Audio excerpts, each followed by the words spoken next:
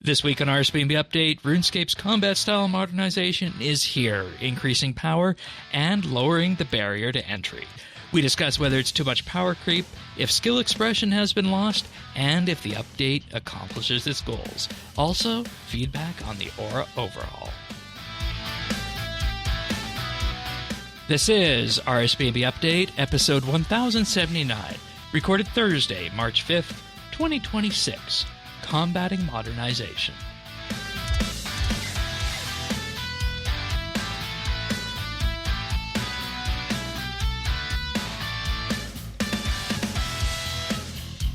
Hello everybody and welcome back to another episode of RSBANDB Update. This week, the combat style modernization.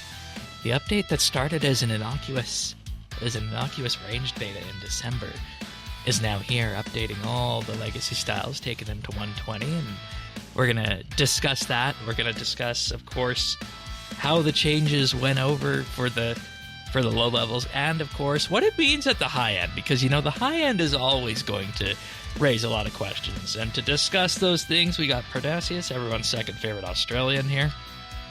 G'day all. We also got Bears, who does combat stuff week by week. You've been having a lot of fun this week, haven't you? Yeah, it's fun. I know some people don't like change, but I was excited to get in there and see what changed, and it was kind of fun to experiment and try out my own things. Yeah, because you're you know, well, we'll get into it after, but basically the sense that I got from you is that, you know, it's fun. It's fun. Yeah, I enjoyed it. And we also, of course, got Lemon, ranked 60th Iron Man in the world. Welcome back to the show. I said, you know, you want to be on the show this week? You can come back and you can help us close the loop on this combat discussion that we started a few weeks back. And welcome back. Yeah, always good to be here. How do you feel about the update this week? I only know about it in theory. I haven't had a lot of time to dig into combat stuff this week. Mostly busy with stuff IRL, but also like I set myself a deadline for stacking up a massive amount of clues, and I gotta. People have been watching that. People have been watching that in the Discord. Yeah, so my experience of the ranged beta so far has been a ranged bar that is just dead shot and snapshot, which really summarizes what you can do in this new system and why I think some people are liking it, why I think some people aren't liking it. But that's a good range of places. Get it? Good range. That's a good range of skill prowess to have on display there. But of course, I want to begin by thanking our experienced tier Patreon members. Without them, this podcast would not be possible. So a big, huge thank you goes out to Amos Reed, Bladecom, Dominic R., Jade Gizmo, Jason S., Jesse W., Julia W., Kesky, Lemon Lodge, Luminos, Ricky A., Sly Oasis, Smavin, Snail Mage, The Naked Captain, and Tim. Big, huge thank you, everybody. You'll be hearing more about our Patreon offerings a little bit later in the podcast. But, of course, in the meantime, if you want to follow along, full show notes can be found over at update.show.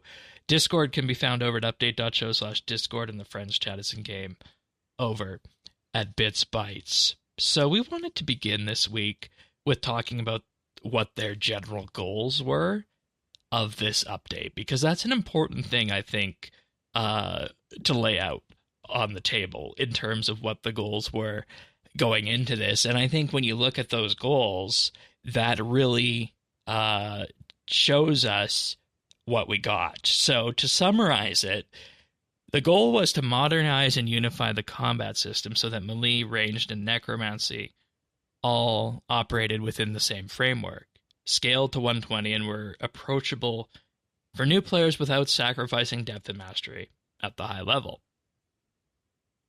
And then it also brings the combat styles into alignment with consistent scaling, clearer rules, and more readable progression across the board, regardless of whatever style you use. And the big thing that was highlighted was that they wanted to raise the floor without lowering the ceiling. And I think that's the biggest thing that we see here in terms of what the whole goal of this thing was. Raise the floor without lowering the ceiling. And I think when you look at it from that perspective, and that perspective alone, it is a massive success. What do you guys think about that general philosophy? Yeah, agree. Okay. From what I've seen. I mean, again, everyone knows, I am a very casual PVMer. I mean, God Wars Dungeon 2, maybe Araxor are my comfort zones. Anything higher than that, I struggle. But, it's been a lot of fun, and getting back into, I mean, we've been using Necro basically since it's been released. So getting back and setting some new PBs with melee and such has been fun. Yeah. What do you think, Bears? Yeah, I mean, I think I mentioned it a couple times in the couple episodes I've been on going over the betas. That I was worried about the idea of them raising the floor and lowering the ceiling to go along with that, and I think they did a pretty good job of hitting that.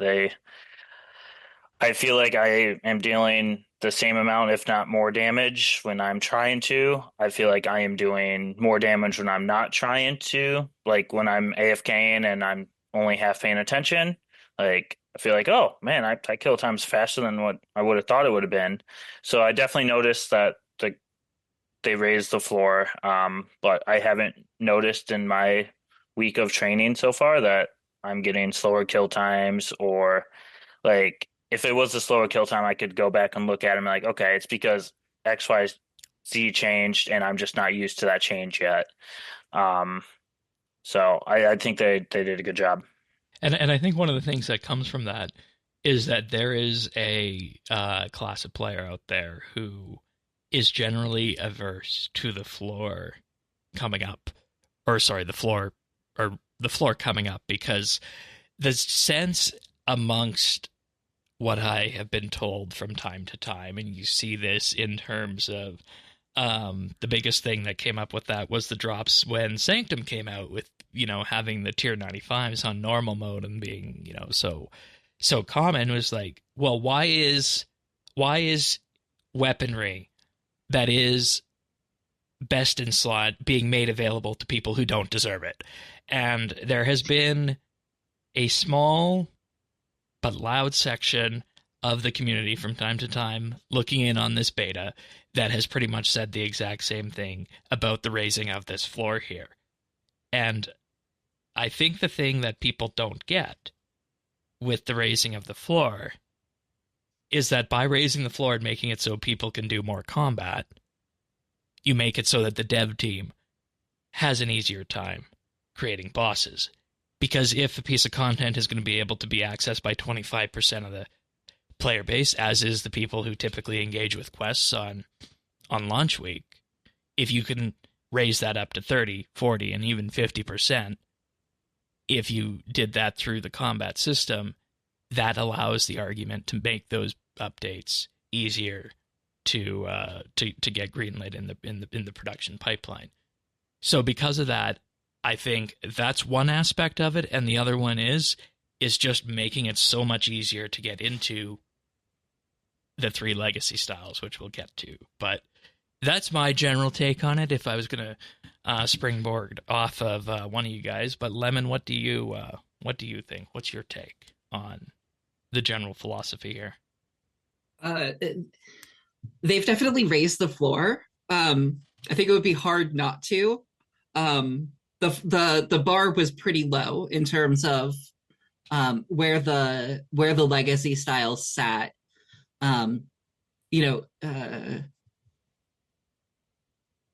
EOC was 14 years ago now. Yep, November 2012. A day that shall live in infamy. I'm not going to say that it was terrible, although many people have said that. It was terrible when it launched. And that's exactly the point, right? Like, we have had so many layers built on layers with the legacy combat styles that you just have a bit of a mess when you're trying to come at it fresh, as opposed to somebody who has lived through the past 10 years of combat updates and combat progression. it would be hard for them not to raise the floor in terms of a proper ground up rewrite like they've done. Yeah. I would say for somebody like me who is competent but not exceptional by any stretch of the imagination, I would say the ceiling has not been lowered for me. I would say that I have heard from like a couple of people with like Grandmaster combat achievements completed that they feel like the ceiling has been lowered.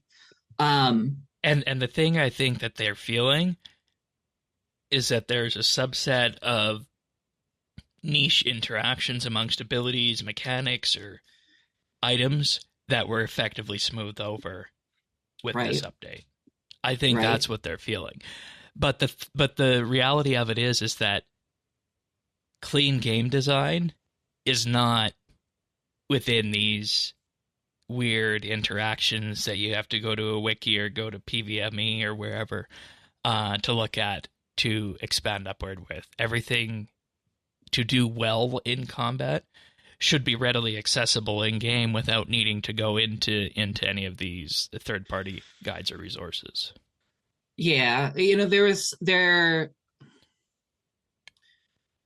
have been so many weird things that players have used to eke out additional 1%, 10%, whatever the exact numbers may be.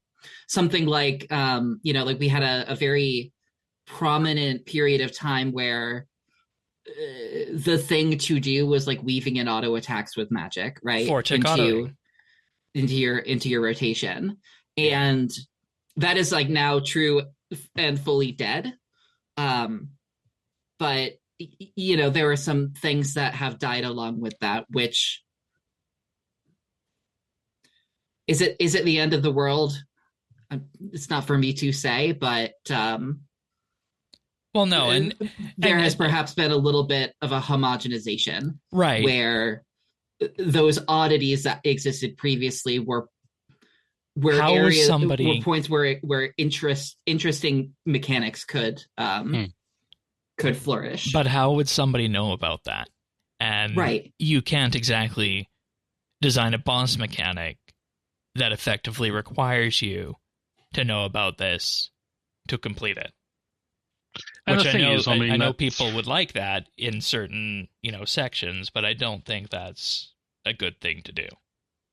That's it. You can't maintain the game around 3 or 4% of the population. I mean, it's a game. It's a game for everyone. And if you're, but I want to keep this thing here because it gets me, a kill 4 seconds faster, and I can do this and I can do that, and 40% of the game players won't even touch it because it's too difficult. It's all this jumping and switching and all that type of stuff. I mean, you can't make a game. You can't keep these updates and keep these things in that only 3 or 4% use or even know about. Yeah, because I go back to the incendiary shot discussion a few years ago. At this point, I think that was as one of those sorts of things that were included in that. And when you look at where all this lands, Bears, did you ever go into any of these micro interactions about any of these things? The Chinsend was pretty frequently used at AOD. You had one person who knew how to do it, and if they did it well, that would carry your team. The other one I liked was the Black Crystal from the Warbrand's challenge. Yeah, that would stop you from healing completely, and then you'd use that with Vamp Aura and Bic arrows, and it just pump out poison damage. That was one of my favorite areas of this game. So like there's stuff like that still may pop up eventually in the future again. But I think it is good to kind of limit that sort of stuff and make it so everyone knows everything as much as they can. Yeah, and because the other thing that you look at with this is that we go back to the entire idea of the road to restoration, right? And as we get further and further down this path, we ask the question, what is the whole goal of the road to restoration? Well, the first goal was to, fill in the gaps from when Treasure Hunter was removed. Fine. But the second one is to make it so that the game stands on its own without any of the supportive mechanisms that were brought in by way of microtransactions. And one of those is, of course, the combat system. Now, you might say, well, the combat system, didn't have, weapons that you would buy from Treasure Hunter and then you would use, or abilities that you would buy from Treasure Hunter and use, but with all the crutches and with all the Band-Aids removed in the forthcoming Road to Restoration year, starting with Treasure Hunter, early game rebalancing, Dailyscape, Auras, mid-game rebalancing, and later on in the year, end-game rebalancing, by removing all those crutches, ripping the Band-Aids off, as Tannis says, as you do that, every other bit of content in-game, the skills, the quests, and, of course, the combat with this update, need to stand on their own and need to be able to effectively shine without having any sort of crutch around them, whether it be, passing through the levels on the way to 120 in the absence of auras, or whether that be finding new ways to train skills that were annoying to train that people just relied on them before. So overall, this is part of the road to restoration, and it's about making combat stand on its own with this goal that they put out of homogenizing the system, as you guys said, making it so that they all operate from the same framework, and of course raising the floor without raising the ceiling, so everybody knows just what's going on with that. So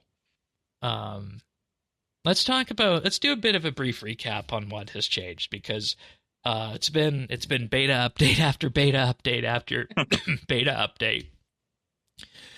So the first thing that everybody will note is that the combat styles can now all go to 120, so attack, strength, magic, and ranged now go to 120 this week. So that all gives us something else to trade. It's something else to have fun with. I'm the only one here who doesn't have 120 all, right? On which mains. account, right? On mains. Which account? Yeah, okay. Yeah, fair. main's 200 all, but yeah, I'm training on the Iron Man, so not even 99s on any. The other thing that we talked about when they were doing the beta was the damage per level scaling changes to effectively bow out that mid-end a bit more with a new formula involved in it. So that was there as a part of this. And I think that, this is all just a part of raising the floor. And another interesting thing that wasn't touched on in any of the beta updates and was a bit of a surprise this week to throw in here was the accuracy changes. Did you guys catch those? That they changed accuracy on a whole bunch of things out there? Yeah, it was on some of the lower level bosses, and yeah, so it's kind of nice touch for the lower level PVMers to have more hit chance. Yeah, because that scales directly with damage now. So base hit chance and affinity and accuracy, it all works into such a thing so that if you have a higher affinity, as has been called, then that ultimately results in you having a higher damage value, but the weakest weakness to your target. So that is if, for example, your character is fighting something that is weak to fire spells, that enemy would be weakest to fire, it would be weak to magic, and then it would be the same to whatever you would whatever its style was, and then it would be strongest according to the combat triangle. So what they've effectively done is they buffed the affinities for the weak, same, and strongest sections, but kept the weakest exactly as it was before on that. And they have an entire list here of all the bosses that were done on it. This includes things like Hellware, Grigorovic, the Furies, Vindicta, KQ, Araxor, Jad, KBD, and of course God Wars Dungeon 1 as well. So accuracy change is very important with that. Refined the ability books. And I think the biggest thing that we see with the refined ability books is just how simple the melee ability book is now when you look at it in terms of all things. But it looks weird. It looks like so much has been taken away, but it's like I'm hitting so much harder. I mean, a lot was taken away from Melee, right? It's just that a lot of it was crap of little obviously. substance. Exactly. There were a lot of duplicates thing. in there. That's right. I mean, because your melee, you go, oh, what am I doing? Am I using the strength one? Am I using the attack one? And you're trying to build a bar, and you think, oh, no, that's not working and such. And now, they all fit on the bar, and it's just the order that you do them in now. So while it feels like so much was taken away, it is so much better. And all my God Wars dungeons, I got new PBs at using melee with lower class weapons than my Necro. Yeah. Ooh. So what does that say? Like, because that's basically saying that the system is working as intended. Then, in that case, yeah, because God Wars is a tier 80 sort of style boss, or even tier 70. Yeah. So using tier 80 weapons there.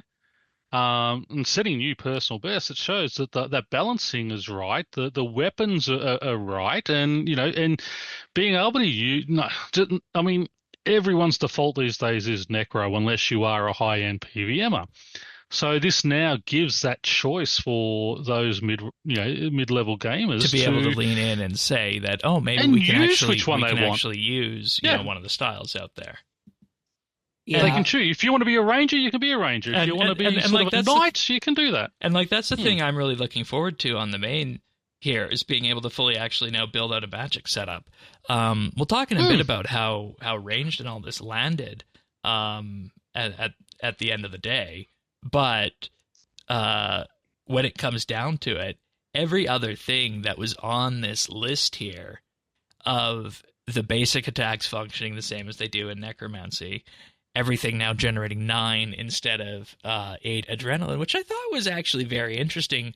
When you look at it over the span of 3 ticks, they said that with the 1.8 second attack time now being uniform across all weapons, the 9 adrenaline for that makes sense because it's 3 adrenaline per tick in that case. So that's an actually really interesting way of looking at it there. And then thresholds, it makes it easier to sort of work things out. And then thresholds being renamed to enhanced abilities like they are in Necro. So, overall, my general sense of how to get into this update is that if you're a numbers person, maybe go read the news post and the patch notes. But if you are just wanting to effectively throw yourself into it, go into the game, equip your favorite combat style, your favorite legacy combat style, and just have at it. Use one of the bars they provide, or make your own. Because I have some really interesting stories to tell about making my own this week. But let's talk a bit about the early game perspective, because Pern, you said you were setting personal bests and whatnot throughout this week. So what does this setup look like? Well, basically, it's I was using my crystal halberd to start with, and I realized we had sorry, has someone got the music going of the game? Whoa, oops, that's very loud. Sorry. See, this is again the system not. Yeah, I don't know if that's going through on recording or not. That is not going through on recording. Okay, it's like it's taking over everyone's voice. You got people sitting there attacking the dummies. You can hear it. That's better. Now I can hear you all properly.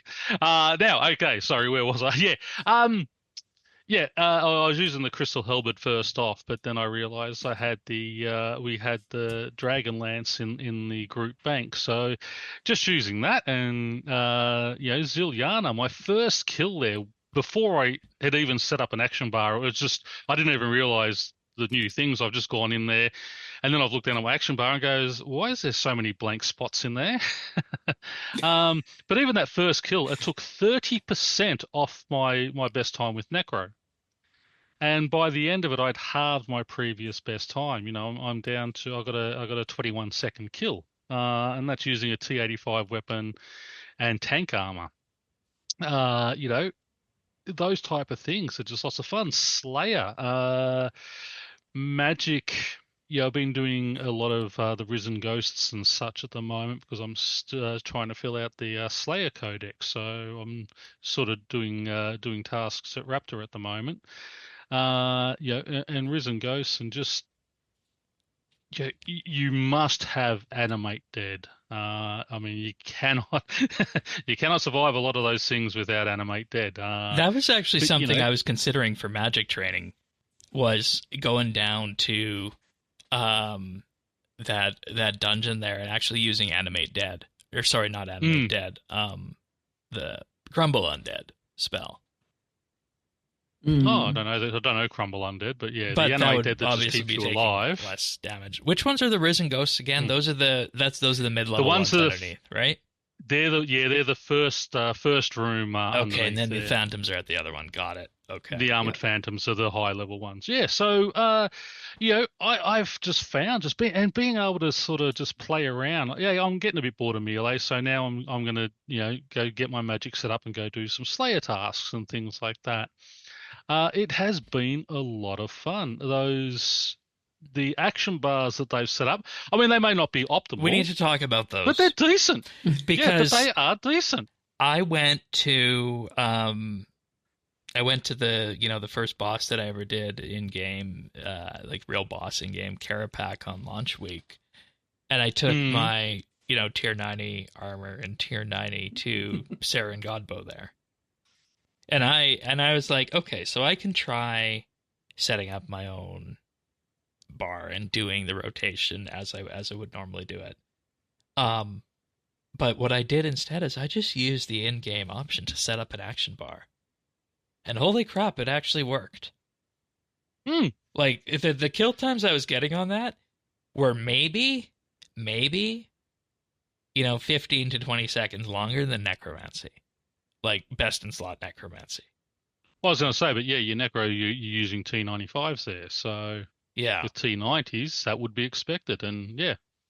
Which shocked me, because whenever have the provided in-game action bars actually been decent? Never. That's exactly what I was going to say. These are actually reasonable action bars. I mean, as I said, they're probably not optimal, and over time, we'll get what is optimal. But for just a starter, away you go type thing, they have been decent. And as I said, they've set personal bests in 3 of the God Wars dungeons for me. So no complaints at all. And that's where I want to go back to that early game EOC perspective. Because you remember, in addition to, the combat just being click and wait before EOC, the other thing there was that, we kind of have to figure out what to press and when to press it, and then the game isn't going to effectively execute all the abilities. Well, they just took all that away with this update, I think. And I think that's why there has also been a bit of a discussion online, and I'm kind of guilty into jumping in on this, is this the evolution of Combat 2.0 or maybe 3.0? What do you guys think on that? Sure. 3.0, yeah. Sure. Yeah, I think Revolution. Yeah. Revolution was 2.0. Yeah, it's kind of when my they fixed that up.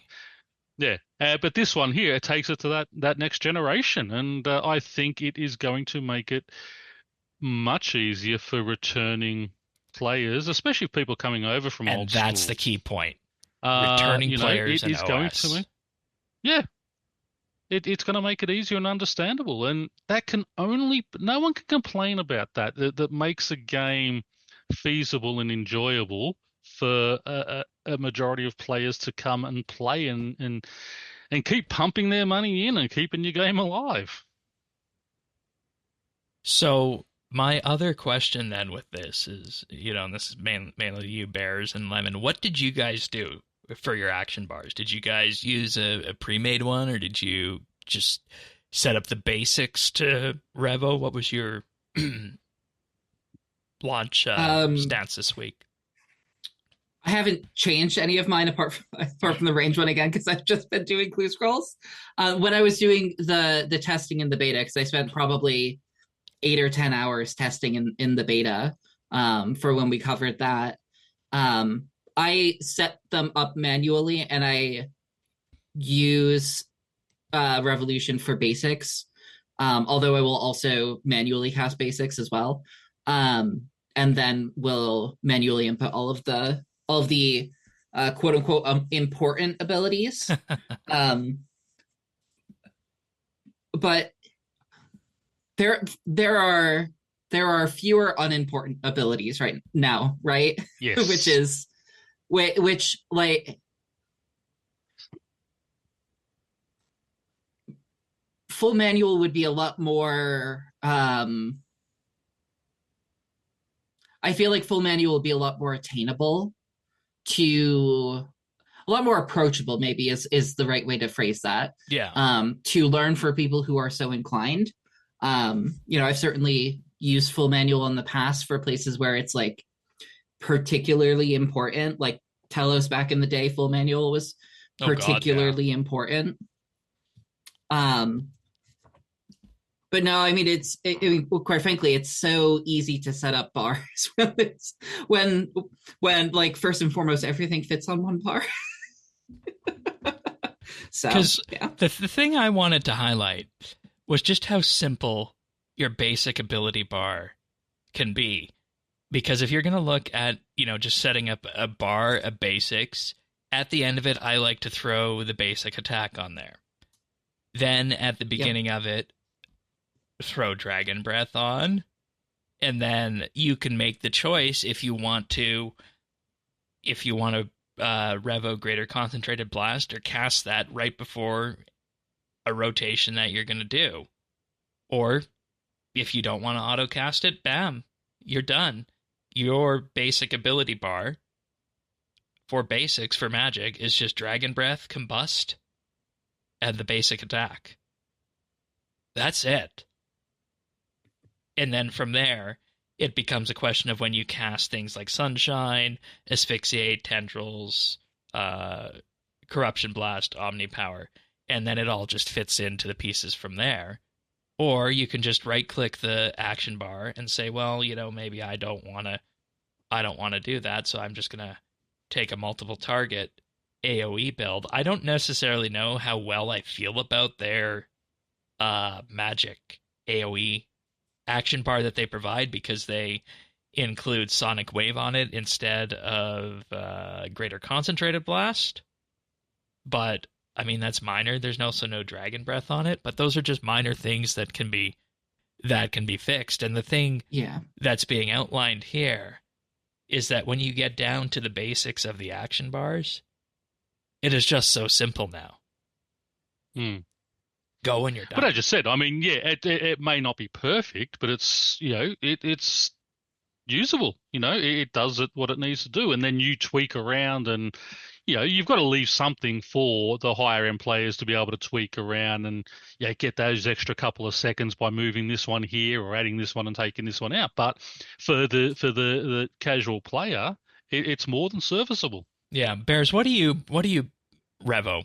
Do you Revo anything, or are you just doing it by hand? Kind of like Lemon said, this has pushed me to the full manual, but that's more because, and I'm hoping they fix it still. The way my action bars were set up, I had my ultimates all the way to the left, ultimate and then thresholds and then basics, and so because they're no longer called thresholds anymore, Revo just takes all my adrenaline now. Sure, yeah. So, at first, I tried to adjust my bar and put my ultimates on the right hand side, and I did that for an hour, and the whole hour my fingers were just so messed up on my keyboard, and I was hitting the right buttons on the keyboard, but I was looking at the wrong spot in my action bar. Right. So I'll be like, oh, is Omni off cooldown? I don't know where it is anymore. Right. And so that threw me off. You've got how many years of muscle memory on this, right? Yeah. So I just said, okay, whatever. I mostly played full manual anyways. I would let the game do a basic ability every now and then for me. So I'm just like, I'll just whatever. It's fine. I will full manual, and once they fix it, I'll probably switch back. But the melee bar is also what Lemon said. Like you just don't have options to put stuff on. So like I don't have Greater Barge on my bar because it's on a secondary bar, and I don't have Pulverized on the bar. But every other ability is on the bar, and I have an empty spot on my melee bar, just like in the middle. That feels weird. It feels so weird. And like Doesn't looking at it now, I should probably just put Pulverize on there. But I don't know if I've ever used that ability, and I don't know if it got changed enough that it's worth using. So, I like it a lot. Like it takes the guesswork out of it. And here's the thing that also is really good. Just looking at Magic right now, they're all the same, but I'm just looking at Magic right now. Sonic Wave used to be a garbage ability. The basic attack now does the same damage as Sonic Wave. So if you miss one of your basics, it's no big deal anymore. It's less... A Sonic Wave, right, reduces the adrenaline on your next ability, so like, that could be a pretty big deal. It's still going to have an impact, but my point is damage-wise, for people who are just looking to have a consistent amount of damage going out, it's not as big of a deal as if you're just firing off auto attacks that do practically nothing like it used to be. That's the sense I'm kind of going for. With that. And I think the most important thing, I don't think we're going to know if this is successful this week or this month. Like we had talked about, there's going to be people who are detracting from it because one key interaction that they might have relied on is gone. And, we're going to have those conversations. But I think the thing that is probably the biggest thing out there that we're going to learn this year is what returning people think of this and what old school players think of this who come play leagues. Yeah. Because that's going to be a night and day difference from last year. So that beginner and mid-level experience cannot be understated. And I know combat has the propensity to skew towards the higher ends in terms of people that are the active stakeholders. But I'm just going to say thank you to the team because this is actually a combat update for the mid-levels and the new players. Mm-hmm. So the general pop, yeah, exactly. Yeah. I'm going to thank some Patreon supporters, then we'll get into the nuts and bolts of the various styles. So with that being said, if I can read my writing on this piece of paper here, we're going to start off by thanking Alvaro L., Amos Reed, Bladecom, Brandon F., Chilbura, Dominic R., Duramax, Forceful Turd, Gila Fleur, Imperialis, Iskatu, Jade Gizmo, Jason S., Jesse W., Julia W., Lemon Lunge, Luminos, Matt Man, Mighty Myth, Michelle M., Mike Wings, Mongrath, Parnassius, Ricky A., Robbie D., Samuel FL, Scott DS, Shirt Pants, Sly Oasis, Smavin, Snail Mage, The Naked Captain, The Dabbing Goat, Tim, Ukulele Steve, Woody, Zant, and Zazakon. Thank you so much, everybody. If you're wanting to know what this is about, head on over to patreon.com/RSBNB. I know I promised everybody a monthly bit for this week, but I don't know if anybody here noticed it, but Jagex kind of made an oopsie in the news post this week, and they said in the news post before it was edited that the remastered content was going to be a Dungeoneering remaster. We'll see if that's still the case. So as a result, we made the decision to hold off from that monthly bit for this week. But we will be talking about a Dungeoneering rework for the next monthly bit. So if you want to hear that as soon as it's available, patreon.com RSBANDB. You can sign up there, starting for as little as $1 a month. For that price, you'll get access to that full monthly bit libraries, which provides you north of 90 monthly bits now, as well as voting rights on the upcoming monthly bits and the option to keep RSBANDB update running. And we thank everybody for contributing. We then have our VIP community tier, where you get a VIP rank, Discord channel, and a monthly shout out at the top of the show, plus high quality stereo each and every week. We'll also ask you from time to time about monthly bit ideas, to submit Patreon discussion topics for quiet weeks, and take part in our community nights. Then we have the RSBANDB Update Insider tier, where you get a weekly shout-out on the show and access to our expanded clip archive, including outtakes. And you also do get the Patreon Christmas card with that at the end of the year. So big, huge thank you to all of our Patreon supporters for allowing us to do what we do here. It really means the world to us. Thanks so much, everyone. Thanks, guys. Okie dokie. So, let's start with Melee. Pern, you were having good luck at Melee at the the 70-80 tier in God Wars dungeon. So what exactly was your setup there? Basically it was the War Priest of Zamorak. Wow.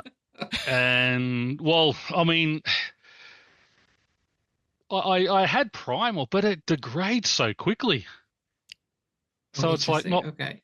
Yeah, it just seems to degrade so quickly. So I thought, well, it's not really worth it. I haven't got a full set of bandos yet. I've only got the legs and the gloves. So I just chucked on the War Priest, and initially started with the attuned crystal halberd. Moved over to the Dragonlance, and I mean, AFKing. I mean, I'd occasionally need to eat a little bit of food but they all drop enough that you can just pick up. And you were using were you using the provided single target build, or what were you using? Just a single target. No, sorry, I had the AOE build because I wanted to take out the minions at the same time. So yeah, all seemed to go well. That new blood, was it blood thing that they have built up in it now? Bloodlust, that one. I don't know what it was doing, but I don't know. It seemed to help. So, Bears, what's the deal with Bloodlust here? If we look at the Melee book, like, have you been factoring that in at the higher end? No, Okay, so you kind of just roll with it. I was just trying to figure out. Yeah, I was actually just trying to figure out where it actually tells you anything about it. Yeah, well, I was building up with your basics and seemed to get spent on the thresholds is all I knew. Because I'd swatch it and just go, "Oh, okay, it's doing something." So yeah. So as I said, it was giving me some decent numbers there, and still totally able to survive everything. The only one I need to go to is Armadillo and try my range setup there. And my range setup, I do have the full set of Armadillo armor for that, and I'll be using the T87 blowpipe. So from the looks of it, Bloodlust is consumed on those enhanced abilities. So it's consumed on Assault, Hurricane, and Flurry. Yes. So not Threshold anymore. No. On Assault, it deals extra damage per hit. On Hurricane, it hits an extra time. It hits an extra time on the main target and up to 9 additional enemies within one tile of you. And then Flurry deals increased damage for each 1% of life points the target is missing, up to 65%. So that's the Bloodlust mechanic that's floating around there. So I found at least at mid-level, it was it's a really viable way to fight now. And obviously you don't have the cost of trying to upkeep your ectoplasm and such that you need for for Necro. So yeah, Yeah. very happy with it. Okay. I don't really have a melee set of anything that's in fighting form. But Bears, I know you have vestments and you've been using that this week. How have you found that? Good. Yeah, I found that the biggest issue with melee before was lack of adrenaline. And now you have unlimited adrenaline. You might have a bit so too much. Yeah, it's awesome. That's one of the things I think that might be tuned, is just how much adrenaline melee has through Meteor Strike. Believe it, it's perfect. Yeah, I saw a video of someone at Raksha, and they did P1 through 3 in a full circ. So in 24 seconds, they did 600,000 damage. And since they still had Meteor buff going while they were phasing into P4, they started P4 with 120% adrenaline. And I just like it. I feel like I'm a pretty good player of this game, and I was watching that video. I'm like, that's just a different league. It was so impressive. It's awesome. I love being able to Zerk, being able to extend it with Flurry. Being able to get multiple overpowers off is really fun. But hit 30Ks every time, it feels like. Which is really modified with the Suck Cape. We need to mention that as well. We mentioned it in the last beta episode that things like Omni Power, Overpower, Death Skulls, and Deadshot now use 60% adrenaline by default, and their other mutating effect is part of the Suck Cape with that. So overall, like, see, this is the thing. It's like, how would you rein that power in at the high end without impacting the mid and low levels? Nerf vestments. Well, yeah. I mean, that's all a that stuff conversation is people might not be ready to have. crazy expensive right now. All of it is. Oh yeah, Bailey stuff is just like jumped through the roof in terms of prices. Yeah. I know somebody who bought a Bow of the Last Guardian in anticipation of this update. Perhaps they should have bought an Easy K instead. Yeah. Yeah. Melee kind of came out of nowhere, right? Melee was really like anemic. Last beta they just pumped it into it, and everyone's like, "Oh wow, this is kind of crazy," and they quickly toned it down from the beta a bit. But it's still very strong, right? It's still very good. It's still a lot of fun. So, like, do you then advocate for, a bit of a toning down of the melee stuff, or do you leave it as is and treat that as the new top end because it lets you live that, Zerker power fantasy out? I think I'm okay with it. What's your rotation look like with that? Meteor Strike, Zerk. Oh, we have a Chaos video Roar, of this. I can pull that Overpower. up. Yes, we do. Okay. So yeah, just kind of Zerk, Chaos Roar, Overpower, tier the lengths back. This fight wasn't long enough to use an ECK more than once, so I didn't even bother with it. But it was also the first chance I got to use the normal prayers too with it, so it was kind of fun. I don't think that's something people had on their bingo card for 2026 was the normal prayer book being. The normal prayers are really good. I know. Yeah, really the newer I think people ones, are sleeping on them.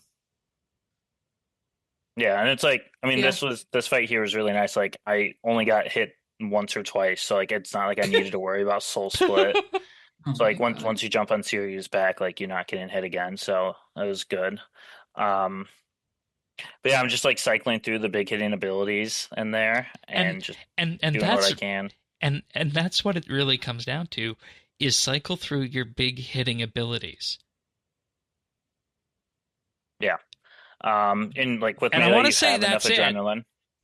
That makes it sound really simple, but things have been simplified to that degree. Yeah. With melee, I'm not falling below 100% adrenaline very often here. No. It's like it's fun. And that's because of the cape, isn't it? The Meteor Strike. Meteor. Yeah. So I was just looking at the Meteor Strike numbers, and um, basic abilities get additional 50%. So that you're getting 13.5% adrenaline from a basic ability. And then you're also getting a passive 4.5 adrenaline per tick, which is another 13.5% every global cooldown. So you do one basic ability and you get 27% adrenaline. Okay. Yeah. That's every a lot. basic Okay. ability you So do, now you see why there's every basic maybe is an adrenaline pot. so now you see Okay. why maybe there's a discussion about Yeah. reining in Yeah. some of On the that higher stuff on end. Meteor Okay, Strike. yeah. No, I can understand. I can sort of understand it now. And I was like, then what's you everyone complaining about? But yeah, and then I you am get mid-level. additional adrenaline gain from vestments when you use an ultimate ability. So And you're using okay. multiple throughout the fight because Zerk and Overpower and Meteor all count as a ultimate ability. So yeah, and now overpower you Okay. can cast what 4 times in a berserk, something like that. yeah, Wow. So And- it is the vestments that are causing, well, they're giving that sort of overkill. And Vestments Bear's are like, definitely what's overkill. the so in your inventory you have the Masterwork Spear of Annihilation, you have the cold cuts, you have Cold cuts. yeah, the lang swords. I What know else what you would we call mean, those? but And the Zuck sword and a dragon battle axe. I don't know what the other one is in the Zero's lower, God Sword. and Zaro's God Sword. Okay. Yep. So So I used that on the first crystal when I got up. okay, so what is the feasibility of running melee at the high end if you It's just very wanted feasible to anywhere run the and everywhere. EZK? Yeah, no, you can do that. Especially with the boss fight that's over a minute long, you go in and ECK and then you get ready to Zerk and ECK again, and I mean just ECK under Zerk for a second time will get you 100,000 damage pretty consistently. And then So I throwing mean in it things is like the Zaro's God Sword, the yeah, cold the cuts. Zerk is Those yep. are kind of just extra on top then as a bit of flavor to further min-max it. Yeah, so like in this fight, like I said, it was not long enough, and I'm not hitting the same target long enough to ETK more than once, so it's not even worth using once. The only reason I, in reality, even brought it is because it's my only melee weapon that has the Shard of Genesis and it has Ultimatus on it. So it's like the best one to use for overpower, and it just has the most damage on it. All right. And then when it comes to, and the other thing I wanted to ask, because you remember there was always the subtype, the bleed subtype with melee when it came to using things like the Masterwork Spear. I feel like bleeds have kind of almost been overshadowed at this point in the melee setup. Is that Yeah, they're like still good. Something to say? Or I mean, they're not going to ever be worth using in a Zerk since they don't get buffed by it. But like when I was doing Carapac with melee, it was like kind of perfect the way my Zerk would end like as I was phasing, and then that like 3 to 5 seconds that Carapac is transitioning into the next phase, I just hit 2 bleeds, and then it was like I was healing all the way up. So and that's a thing you showed me as well, Lemon, just how powerful that bleed heal can be with that. Yeah, it's incredible. Like even when I was throughout this dungeon, I was like, I didn't even bring my Nox scythe because I didn't have a keybind for it and didn't want to figure it out. So I was just like kind of running around with the spear and just bleeding people just to stay alive because that dungeon is not fun to do. The bosses are fun, but which is crazy is when you think about it. Just how much we're mentioning here has really been simplified with all this here on the melee side, and yeah, I say simplified. But what I'm really getting at is that if you wanted to, you could go into this, use melee as a productive combat style with either the Masterwork Spear of Annihilation or just the Masterwork Spear. Or, even along the way, the Nox Scythe. Work to an easy K, and that's going to be serviceable. Then you can add all these other little things once you become more comfortable with the combat style. And I think if we're going to lean into what the Necromancy model is, melee, aside from, how overpowered the things like Meteor might be, really exemplifies what we got going on here, which is good. So, any other melee things you want to mention in particular? Anyone? I'm just very glad the Zeros Godsword is making a return. This is probably the first time in 2.5-3 years that it's left my bank, and the only reason it wasn't sold was because it was Barrows died. So I was just like, maybe eventually it'll come back, and it did. So I'm super excited about that. Like, it felt like in the last 3 to 5 years, it wasn't, probably closer to 3. It wasn't worth melee camping. Yeah. It was like, it would only be worth it if you were hybriding. And then at that point, you're not using the ZGS. So it felt good to be able to melee camp and use that again. All right. Lemon, anything else on melee? Pern, either of you? No? Good? Melee strong. I wanna finish Glue so I can play around with the toys. But this is like a slight divergence, but like my problem with melee has always been that it's been a little bit awkward to get some of the particular items. And like the thing that is really sticking in my craw with this is the vestments, because like trying to get a full set of vestments on an iron is just like impossible. It is. It's not It fun. is the reason I would tell people not to choose melee when Leaks comes around, if they were wondering why not to choose melee. Yeah. So, but I mean, like that being said, I've got two-piece vestment on the Gem. I've got 3-piece on the iron. It's like I'm probably fine. Yeah. Okay. We've got none. I mean, hey, if you wanna learn Zamorak, we can go. Oh, is that off Zamorak? I thought it was off the new Nakatra No, thing. that's Not that's Nakatra, Mrs. the other one. Zamorak. The mage armor. Oh, okay. So we need to probably learn, like, what's the optimal enrage to farm for that stuff? Is it 500 or 1,000? Probably I think a lot of people do 200s now. 200s. Oh wow. Okay. So the thing with vestments is that if you get a drop, it's always the same percentage to get vestments no matter what enrage you're at. Oh. Okay. Whereas the bow gets more common the higher the enrage you are. So for that reason, a lot of people will do 200s for vestments. Okay. So like you end up getting like 2 or 3 Bow of the Last Guardian anyway, getting your vestment set. I'd like to go back to Zamorak someday, but it'll have to be on the Gim because I'm preserving a kill time on my main. Your 27.5 minutes. Yeah. Yeah, exactly.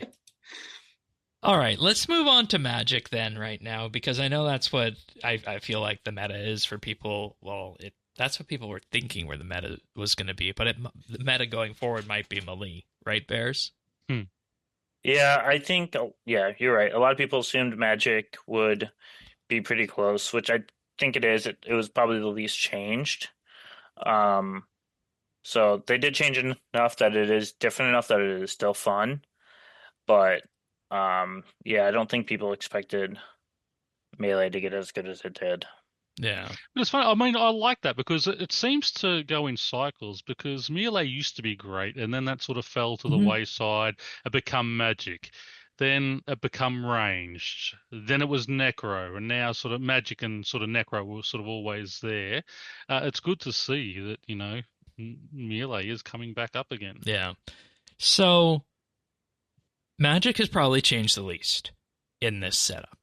And from talking to you guys, I think what you wind up basically doing with this is if you have Tupmakins, your entire setup then revolves around the Asphyxiate and the Sunshine.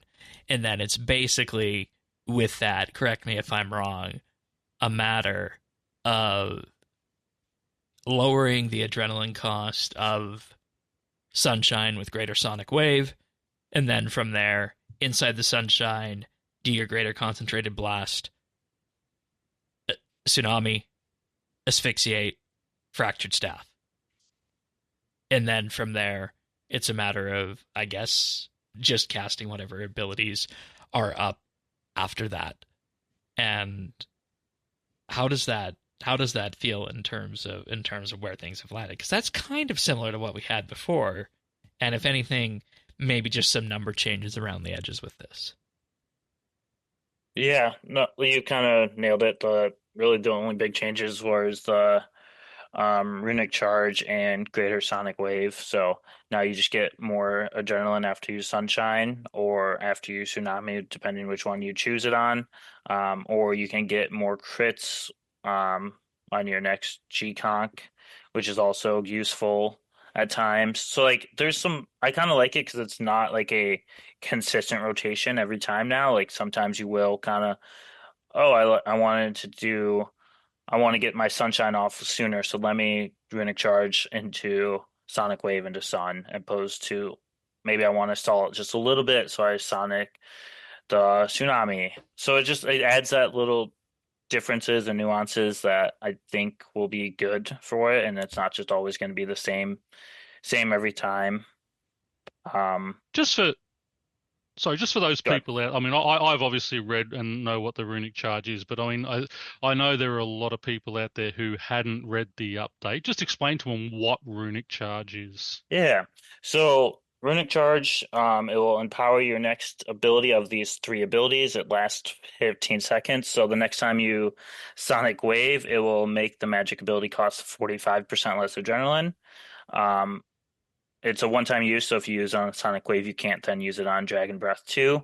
So then Hmm. Dragon Breath, it then turns it into dealing 260 to 310% damage, which can pump out a lot of damage. It can be Yep. hitting 30Ks now, which Oh is my very God. surprising for Dragonfire. Um, Yeah. and then G-Conk, each attack grants an additional 10% critical strike chance. So if you use that right before you use the runic charge into G-Conk into Omni, it feels like your Omni powers are going to crit every single time. Yeah, So I was using it on Dragon Breath, and yeah, the numbers that were coming up, just even at my level, was like, what? yeah, Just no, watching because when it first like came out, my buddy and I were playing around with it, and we were like getting annoyed because we'd keep runic charging and then accidentally dragon firing, which it's when you're trying to save adrenaline or get extra adrenaline, that's the worst of the options, but it is still a good option. Hmm. So yeah, it's a good ability, and you can use it off ability cooldown, which is important. So you Yep. can use it whenever. I Yeah. want to talk about those massive Omni crits you showed me at Raksha. Yeah, I don't know if you have that video queued up. There was the one, It's there right now. okay, where or there was one that I dealt 200,000 damage in like two and a half abilities. It was like seventh, like my first hit of the Asphyx hit in the immune phase, and then the other seven hits all hit, they all crit, and then an Omni went through and it all crit. And I like, I quickly died because I was like looking, I'm like, I don't know what to do right now. Like, I dealt so much more damage than I'm used to that like I'm not sure. And I was just like panicking trying to clip it because I was like, this is the greatest 9 seconds of combat I've ever done. Um, Wow. and then I just quickly died after because the rocks. Well, I have the one But that I don't have the one where you died. I got a different kill. okay, yeah. I So that's got the my hybrid hybrid one kill then. there for that. But um my question with this is that, what's the rotation supposed to look like if you're not running Tubemekins? Because I feel like if you don't have Tubemekins and you don't have the Fractured Staff, I feel like you're playing with an entirely different magic kit. You definitely are. The Tumikins is still newish, so it's you can kind of just go back to what it was before Tumikins came out. So you're using more wild magics instead of asphyxiates. You're using tendrils instead of asphyxiate a little bit more. If you don't have the fractured staff, you still want to be doing your sunshine into Omni and wild magics. You're just not going to be getting that um, critical strike turn into more damage that the FSOA does. It will still be a good amount of damage. It just won't be the same. Yeah, and I guess the bigger question then is, obviously when we look at high level Magic, we have things like the Tectonic set, Tectonic into Elite Tectonic, and then Tootmakins after that for a little bit more critical chance on top of that. Is it worth playing with Magic if you don't have an investment with critical chance, I would say? Like, let's just say somebody has Masterwork Magic robes at that point. How do you build Magic then? Because then you're still missing the Grimoire, and your really only crit booster is the Runic Charge Greater Concentrated Blast. I mean, you could still lean into the bleeds, like the With tier the 95. Yeah. Those So are I guess still, that's like, that's bleed like is still the very good. stepping stone. Yeah. Because you were saying 100%. those are good too in terms of, with Combust and whatnot. Yeah. So, Lemon, I know you mentioned that some people felt like there was too much wild magic involved in terms of, what could be cast with that. What was your read on that? Yeah, Magic is a style I'm least familiar with. I haven't really maged in any meaningful way since like 2018, 2017 maybe. So I'm very not familiar with how Magic plays currently, or I guess let me rephrase that: how Magic did play prior to the update and how it plays afterwards. But from do you remember we had a beta before Sanctum released for some different effects for the Roar and Ode that they were testing out? Yeah. And one of them was it was either reduce cooldown or a chance to reset the cooldown on wild magic. Yeah, that's the one I wanted. And the style just kind of devolved into wild magic simulator. With the reduced cooldown on it that we have now. What's that? Oh, yeah, they went with the bleeds instead. For the set effect, yeah. Yeah, and with the reduced cooldown that we have now on wild magic, it's sort of like the go-to button you press for damage. It's like Omni, and if Omni's on cooldown, then it's like Asphyx if you've got Tootmakins, and if not, it's like wild magic all the way. Which is like the complaint that I have seen from people is that like there used to be more interesting decisions to make in terms of what there's more granularity in terms of sometimes you need to press this ability, sometimes you need to press that ability that sort of falls out of having longer cooldowns. And that kind of leads into what I've heard about some of the high end discussions as well that were skimmed off the top. How do you feel about that, Bears? So yeah, I was kind of curious because I just looked. So it has a 5.4 second cooldown, which is pretty quick. Every 3 abilities if you want it. Yeah, so Assault, so like I kind of compare them to me they're kind of the similar. Assault is only 6 seconds. So, but Assault is a channeled and it hits 4 times, so like it feels like it's longer still. So I mean, you can kind of make the same argument with Assault a little bit, but I kind of agree. Wild Magic gets used a lot more than it was in the past, but it's a strong ability, so I don't know. You still have some options with using like Iban staff or the new staff from the Deviant update. So like there are still some options that you can throw in there, but Wild Magic does get used pretty frequently. I was actually looking at magic special attacks earlier, and I just found it odd that there is no AoE magic special attack. Yeah, there's not. Because you have the SGB for ranged, and then you have like the Dragon two-hander for melee. It's like, oh, there's no AoE magic special attack here. Yeah, and what is it? Decimation as well for range. Yeah. Yeah. So, and I guess with that, it's like, where are people going to land? Are they going to stick with their magic, or are they going to go capitalize on this melee nonsense that's happening. Granted, you need to, get up close and personal with melee, but I mean, doesn't seem to be stopping anyone this week. I mean, there's been a couple people I've talked to who said they're gonna go try to knock out some of their Grandmaster achievements with melee in the next couple weeks, thinking that it might get nerfed. So I get that. But I think Magic is the one least affected. So if you wanted to go in and kind of play similar how you were before, Magic is the way to do that. But again, I think the thing that we also need to look at with this is that for somebody who is wanting to effectively rebuild the Magic style, because the only Magic gear I had up until this week was the Port's weapons and a tier 91, plus any kind of tank armor that was out there. So I am getting into Magic in the same level of ease that Perrin found it to get into melee this week. So I'm very happy about that. That's good. Let's talk about ranged, because we've been here a while, and ranged is just kind of sitting there.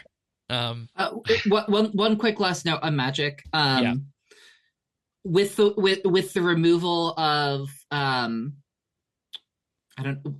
casting spells, right, and replacing it with integrating that into the auto attack. We touched on this a little bit earlier. They have fully removed the technology that has been used previously for things like ticking, but that also means that now if you want to cast like vulnerability or smoke cloud, like that takes a full global cooldown, and that has been an annoyance for a lot of people this week. Which has led me to stalling my abilities more. Which I don't know if it's good or bad. I don't have an issue. I know some people don't like stalling. I don't have an issue with it. They made it easier to stall your abilities this week. But it's been kind of But again, there's those interactions we talked about, right? It's like one door closes, another window opens. Yeah. It's like the stalling's been nice because you can release it with smoke cloud. So you are still getting that ability off while you're using smoke cloud. We'll see if they keep stalling around. I think for the most part, a lot of the high-end PVMers like it, so I feel like they will keep it in the game. So don't quote me on this because I don't have the exact quote to hand, but I feel like Sponge commented on wanting to keep stalling in the game at some point during the beta process. So anyway, fair enough. Range. Yeah.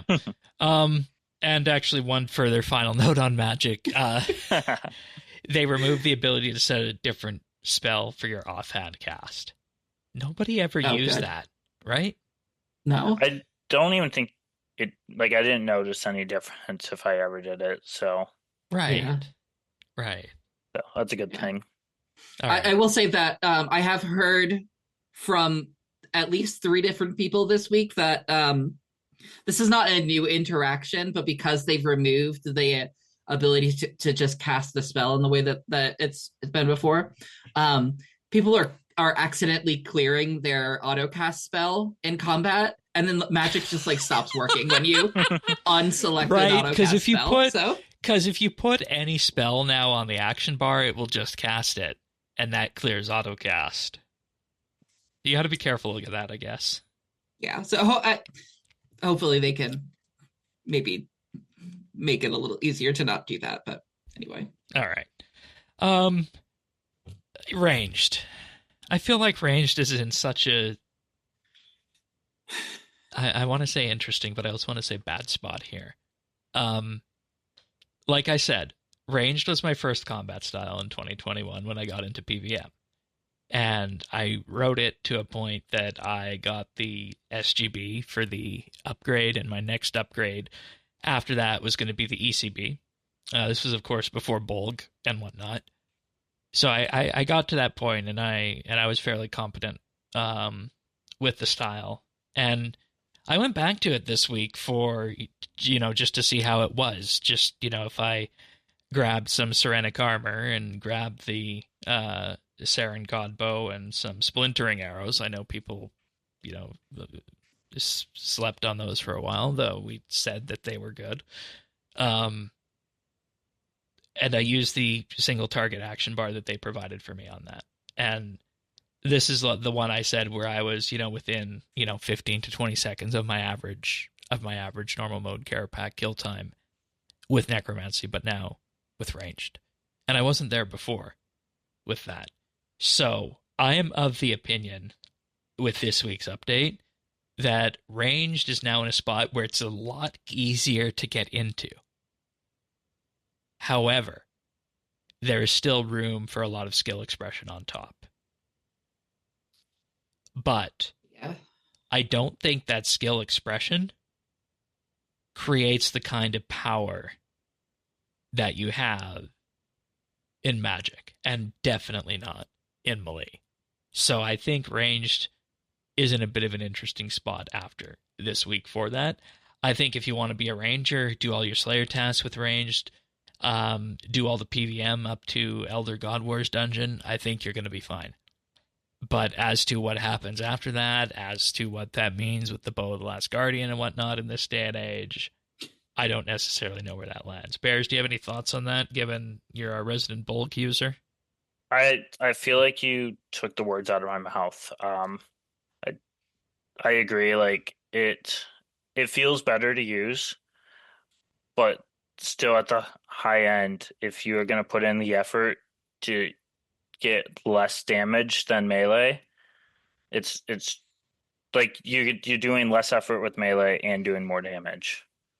So, I mean, same with Magic too. So I agree it's better, but it's still not good enough, I guess. Which is a little bit unfortunate, I think. Maybe we need tier 95 crossbows to really rejuvenate this thing.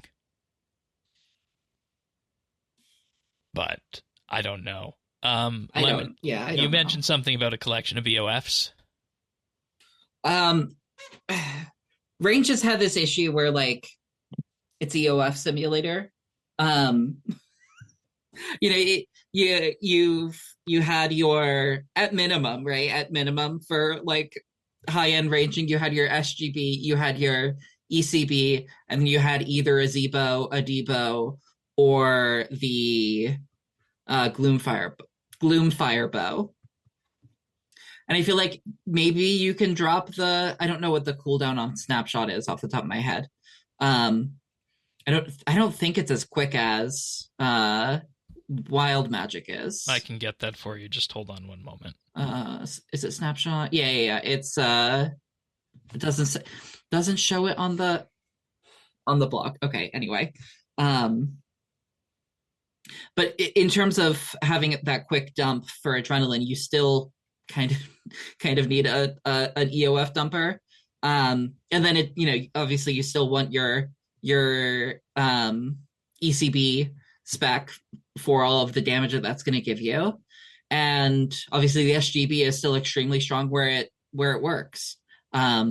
Snapshot has no cooldown. You can fire it off as long as you have the adrenaline. I should know that because I've been using it all week.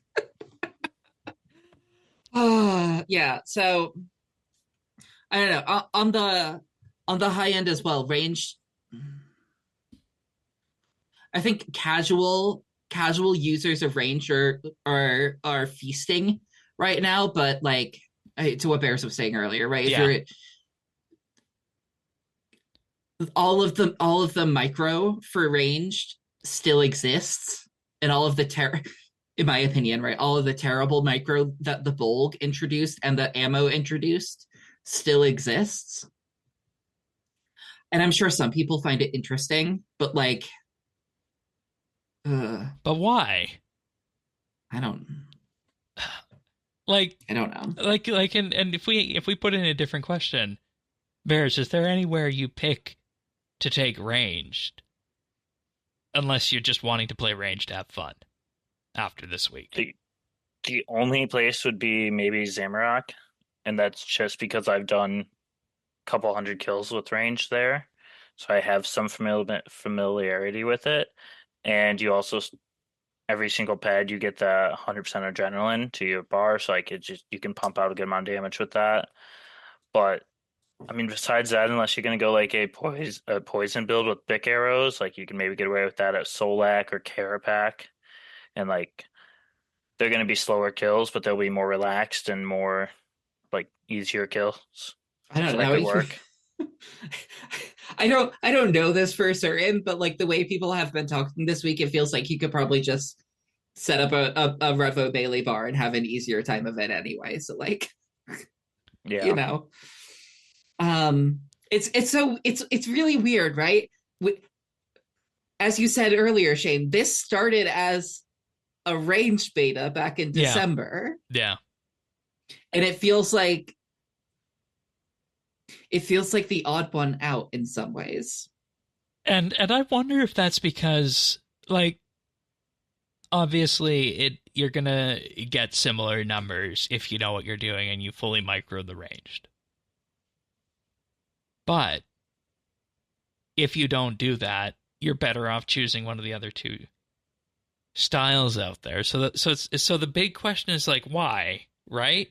And I don't think we have an answer to that unless the entire thing that they landed on was that ranged is the skill expression device and the Bow of the Last Guardian is the vessel for that.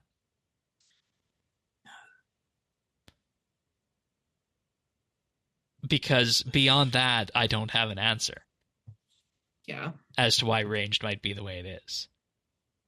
Because, like, what's the other option here? We have the 4 types of Dyne Arrows. We have Splintering and then whatever the other one's, Death Spore on the arrow side. Then we have a whole collection of crossbow bolts for which we don't have a level 95 or tier 100 crossbow to fire them with yet.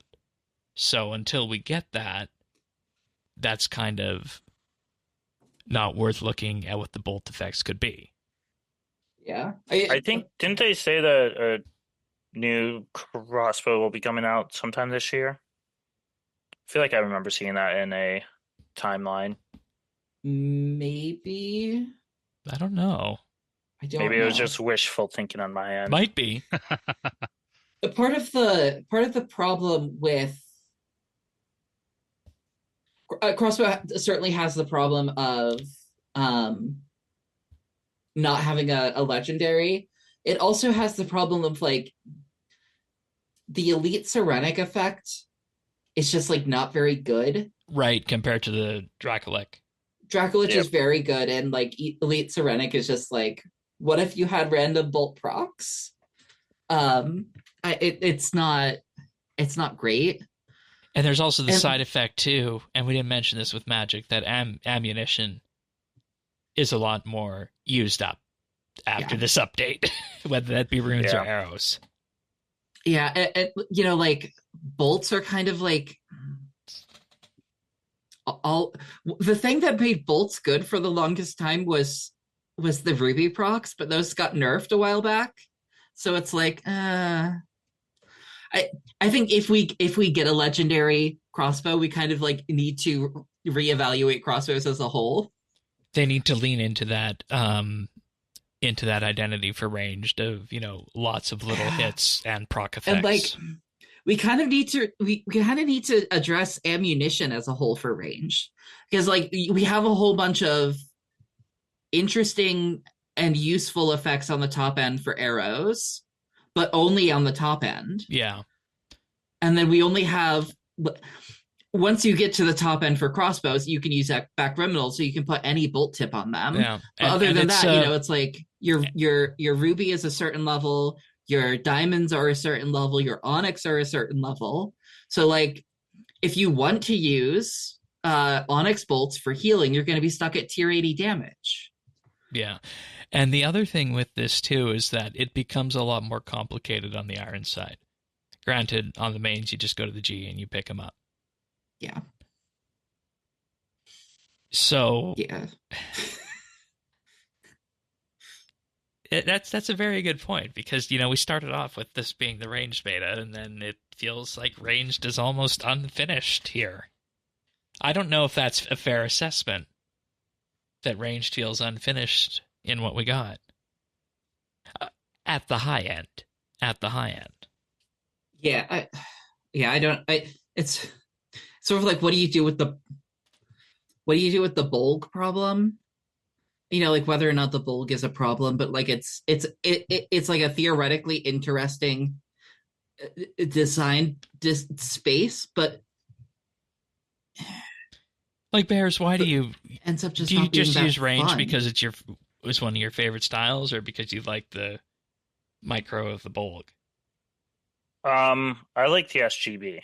The like, and I guess I haven't even looked at it this week, but like the animation that it had, the sound effect, and it was like the SGB was like the first weapon that I owned, and it was probably one of the first ones in the game that like would be consistently doing those big numbers.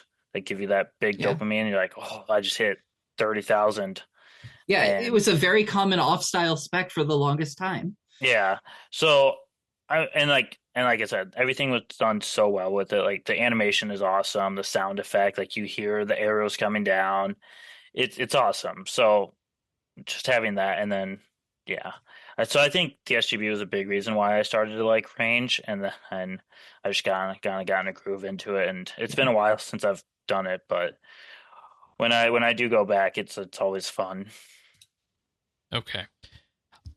I don't have an answer for these range questions. I guess what we'll say is that if you're, have a bulk and you know what you're doing at the high end, you're going to be as effective as you were before the update.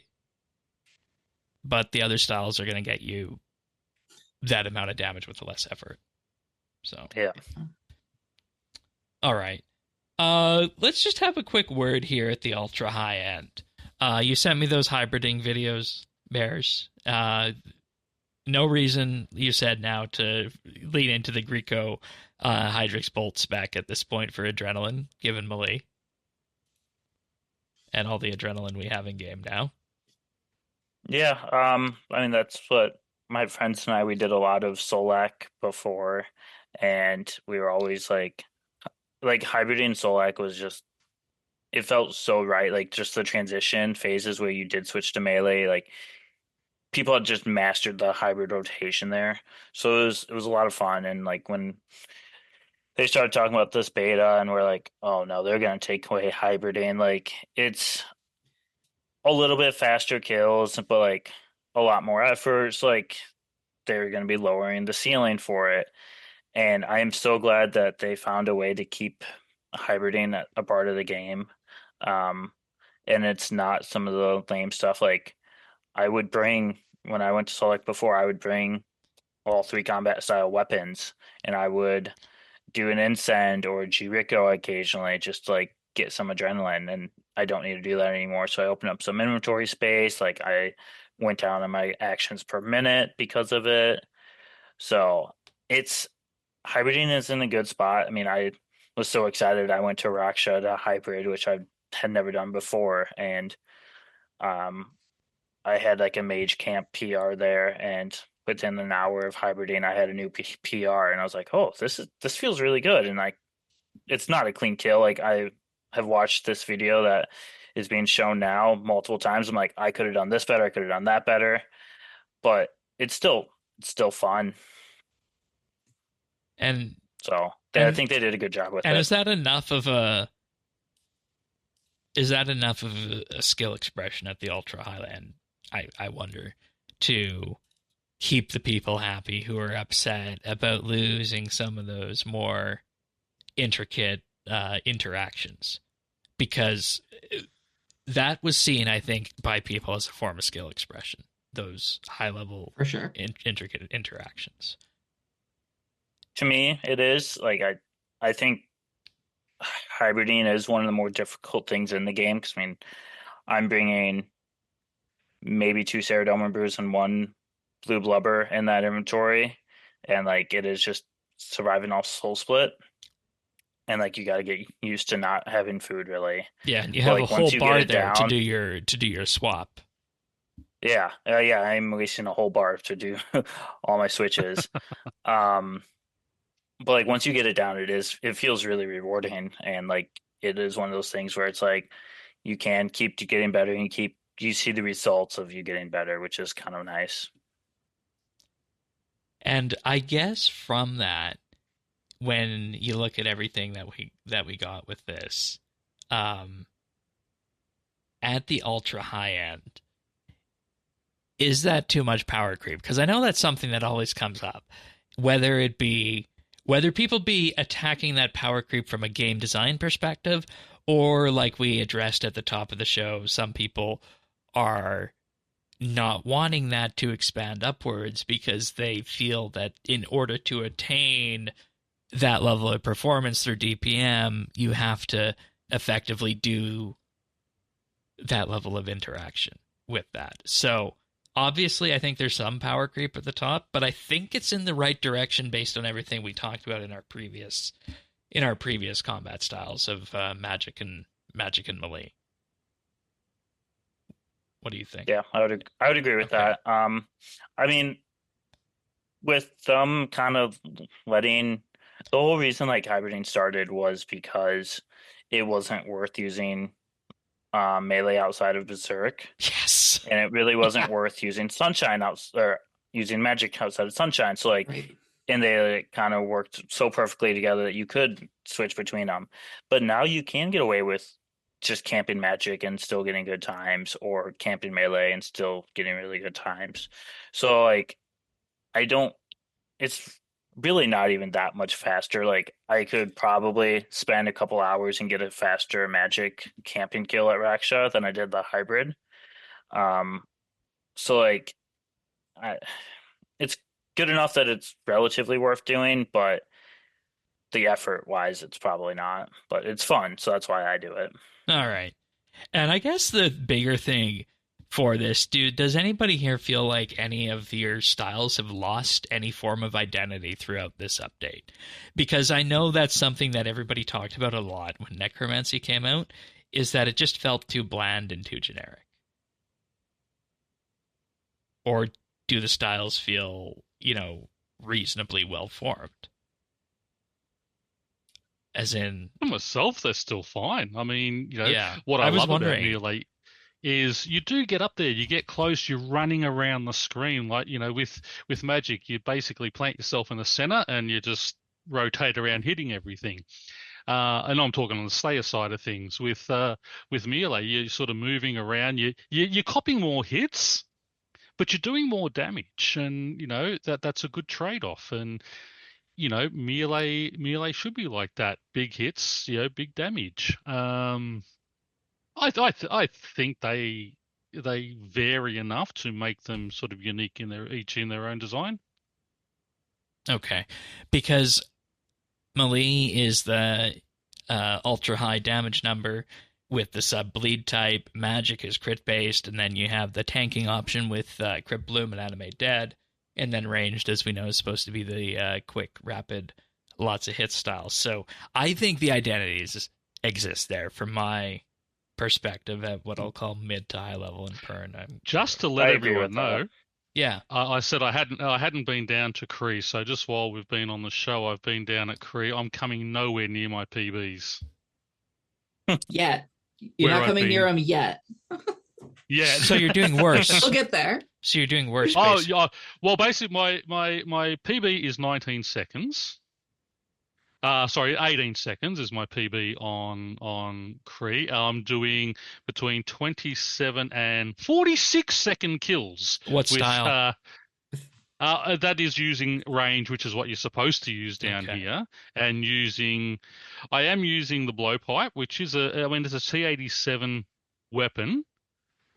As opposed to the T90s that I was using with Necro. So, and I'm eating a lot more down here too. That was another thing we didn't address with ranged, is that it got no sustain with this update. No. Whereas all the other styles are good with sustain. Yeah, it's just really good that it drops lots of food. Because I'm just picking up the food and eating it as required. Bears, what do you think at the high end? If you were to kind of just summarize this all, do you feel like things have been, when people ask for a TLDR of these updates, I said it's basically the necromancification of the other combat styles. I think they did that, but do you think the identities were still preserved? Yes, I think the identities were preserved. I know some people won't like that phrasing of it's the however you phrased it. Just because Necromancy still has such a bad taste for some high level players. But it's gotten a lot better now that it really does feel like I think Necromancy is in a relatively good spot. Yes, it doesn't deal as much damage as the other styles, but with how much significantly easier it is to get into Necromancy, that feels okay to me. And Necromancy has darkness, it has sustain, bone shield, and all that stuff. I think so. You last a lot longer, and you don't need to eat as much. There's not as much inventory control with Necro as there is with the others. Yeah. So it's like, and especially if they or if people take it as I'm going to use this as my way into PVM. I'm going to learn how to do all the bosses of Necro, learn how to do all the mechanics, and then once I feel more comfortable, then maybe I'll switch to a different style. Yeah. Yes. And that's perfect. I'm always happy to help people PVM. I'm always happy to PVM with new people. And it's just the more people who are PVMing, the easier it is to find teams to do stuff. So, and that's what I said at the top of this episode, is that you have to be willing to accept making it so that the toys at the higher end are easier to get into. Because if they're not, then it becomes more difficult for people to PVM. Then it becomes more difficult to justify the amount of, PVM updates the game gets. So, all right. If I can take us on a slight diversion. Yeah, on relation to identity or something else. Yeah. So, okay. It is great that each style has a flavor to it, has a feel to it, has a particular identity to it. What we need is a reason to use more than one style. Right, like have bosses that are only weak to, or can only be strongly hurt by ranged or magic or something to that effect. Because what we used to have. That's an artificial way to do it, right? But because pretty much every boss out there now you have 100% accuracy with, no matter what combat style you use. There's very few where you need to be discriminatory. And the ones that you don't, you've got tools to reduce defenses or raise affinities or whatever. But you can do the sort of artificial thing of releasing a new boss and its defenses are super high for everything that's not ranged. Or if we have a particular identity of these styles, how do we use those in order to promote a specific use case for a style at a specific encounter? I think that's what comes next. Question. Yes, exactly. Yeah. Because with this, we also lost the attack speed, because everything is now a consistent attack speed. So when you look at our weapons in game, the main diversifying factor between the weapons in game is the stats on them for accuracy and damage, their special attack, and any set effects that they impart with their offhand variety, if they have that. Okay. So then the question with that, like you said, Lemon, is how do you create an ecosystem that encourages the use of other styles, encourages the use of other weapons at various places? And, if we're taking a page from Old School here on that, there are various bosses out there where there's different phases in that game, where you might need stab, where you might need slash, where you might need crush, and so on and so forth with that. And you might switch to a different combat style entirely. Exactly. So the question is, I think, have we built this combat system into such a point where hybriding could be a viable boss mechanic? And if the answer to that is no, hybriding cannot be a viable boss mechanic because there's too much to do in terms of cognitive load with swaps and whatnot, then maybe we need to start considering some more things. Because that is something, that's one of the levers that Old School pushes, like you mentioned. Combat style, what kind of attack you're doing, movement, prayer swapping, and all the like with that. That's their main combat system when you look at it. Whereas ours is determining what your rotation is, what abilities you're pushing and when, and then how that all feeds back in to build bigger and bigger numbers. So with that, it's can you add that next level of diversity for it while honing in on these identities. Which is a very interesting problem, I think. And I think they have solved the problem of making combat easier to get into with this update, which is good. But I think they put this question out there, this next big question about what happens next, so much more at the forefront by allowing people to effectively progress through the system that much easier. And that's a bigger thing, I think, that probably needs to be addressed going forward. So that's actually a really interesting insight to come out of this, if this is where we're going to land on that. Okay. Bears, anything else? Nope. Okay. I think we did a good job. Pern, you good? Yeah, I'm all good. It's All been right. great listening to our two PVM experts.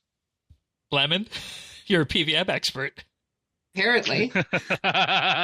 You're more expert than I am.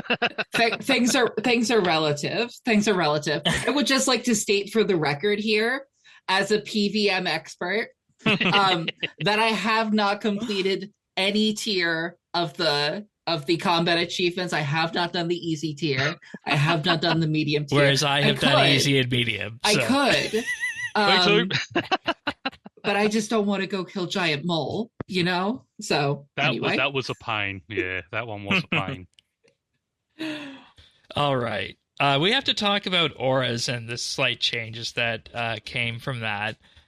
Slight? Yeah. Because another update on the balancing passes of auras here.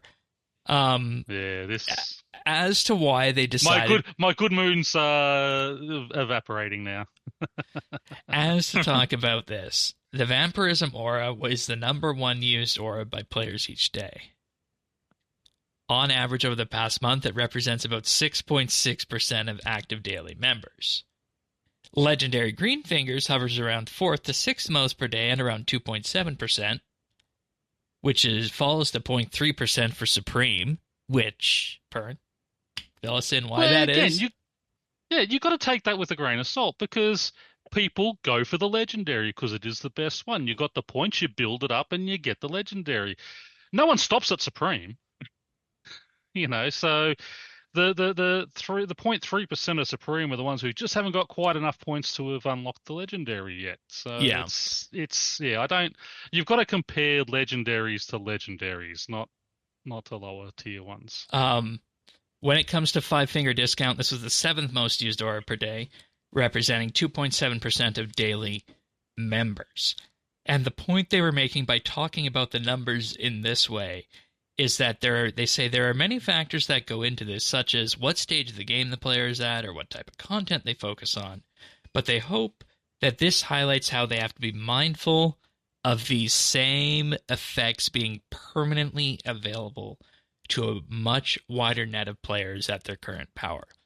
And this was their discussion as to why certain aura effects needed to be balanced out, rather than just transplanting them one for one into something else.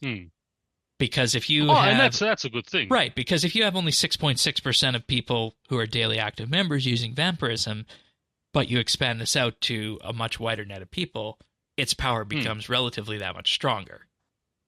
That's right, because, Vampirism, yes, you can buy it through War's Retreat as well. It still takes time. Your legendary Green Fingers, it takes time to do that. And, just because I've been playing for 4 years and had all the points to get it, should that cripple someone who's only been playing for a year and haven't built up those points yet? So, yeah, exactly. So it is a good thing what they're doing. It's just a question of where it landed. Yes. Yeah. Which, Before you move on to more of the skilling auras, I did want to kind of tie up the combat with the auras too. I have absolutely loved not having everything be tied to an hour of sure. combat. Like it's been so nice. Like I did Raksha for like 2.5 hours before I realized like, oh, it's been 2.5 hours. I just didn't have an aura on because in theory I could have put Vamp or Penance on, but like it really wasn't mattering too much. So it's It just like is it feels nice freeing. to be able to, yeah, exactly. Or if like, oh, I only have 30 minutes, maybe I can hop on and play for a little bit and not worry about wasting the aura or whatever. And that's precisely why this week I haven't done any magic training, is because I still feel bound to that penance aura. I'm using up all my aura refreshers. And well, yeah, I'm trying to too. That's a good thing to do. That's never gonna happen. About that. So, I mean, I think if anything, out of all these Road to Restoration initiatives, I think the aura one is probably going to go forward, and I don't think that there's going to be much in terms of people being upset about this, though I might be wrong, but I haven't seen not that upset this week about the change, but just on some of the auras, how they're replacing them, and we'll get into it obviously, but obviously the Vampirism and Penance I do have a little bit of an issue with. Okay, well, do you guys want to start with combat then? I put skilling in the notes first, but we're talking about combat in particular, about how that affected. Sure, sorry about that. the Rakshas. I got excited. No, that's perfectly fine, because I think when you look at the combat stuff, Vampirism and Penance are the main ones, and those are the ones that I'm concerned about the most. Me too. Yeah. With that, I'll leave those for a couple minutes.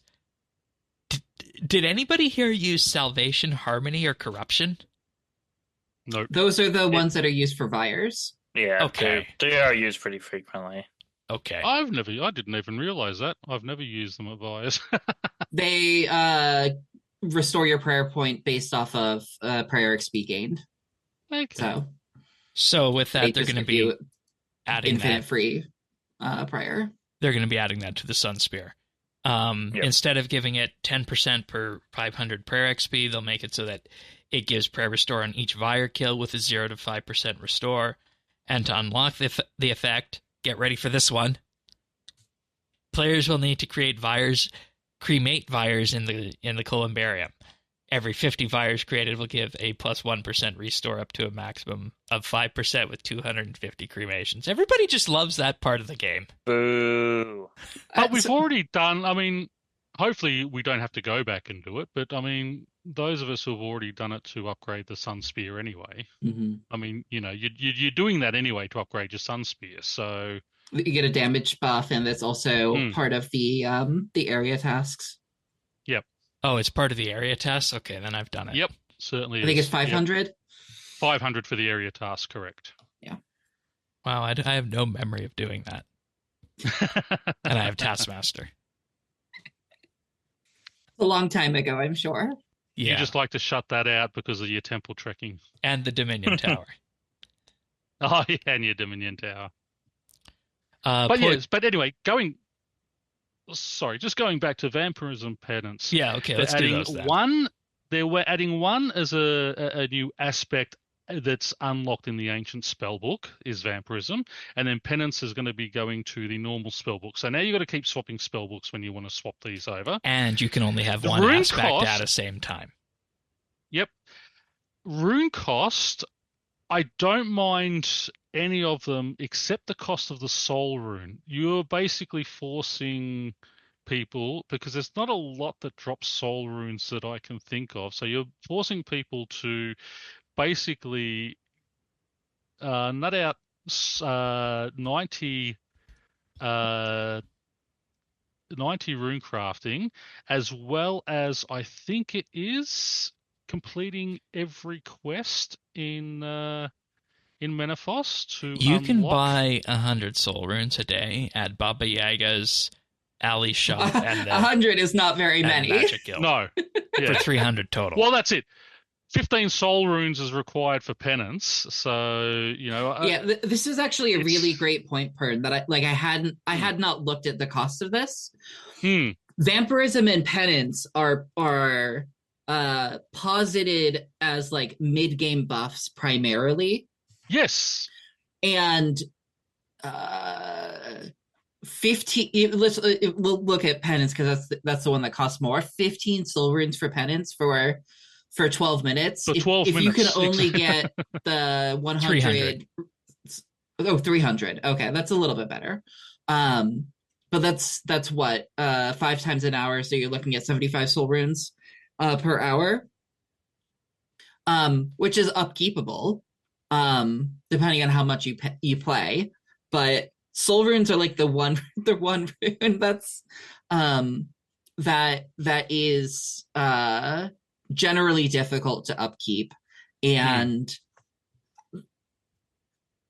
is that like a good amount? Is that a right amount? Like I don't know specific.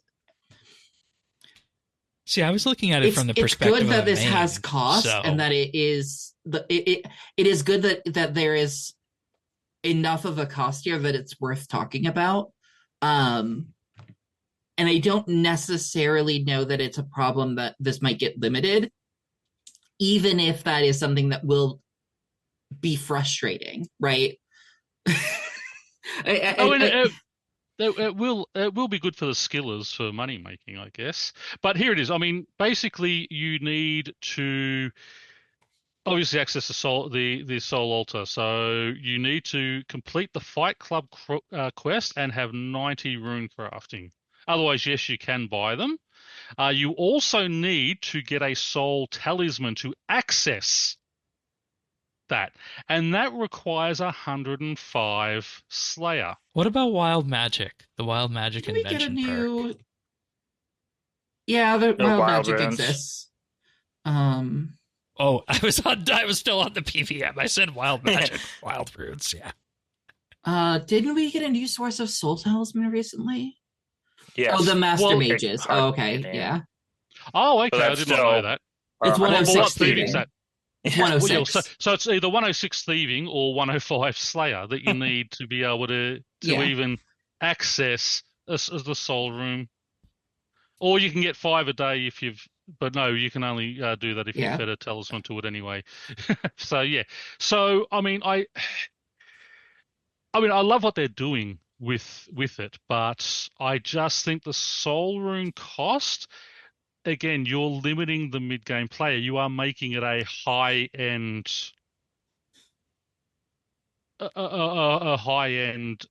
spell. I honestly think this is only a problem for irons. It is, Oh, of course 100%. it is. Yeah. Of course it is, because anyone can just go and buy the soul runes. But yeah.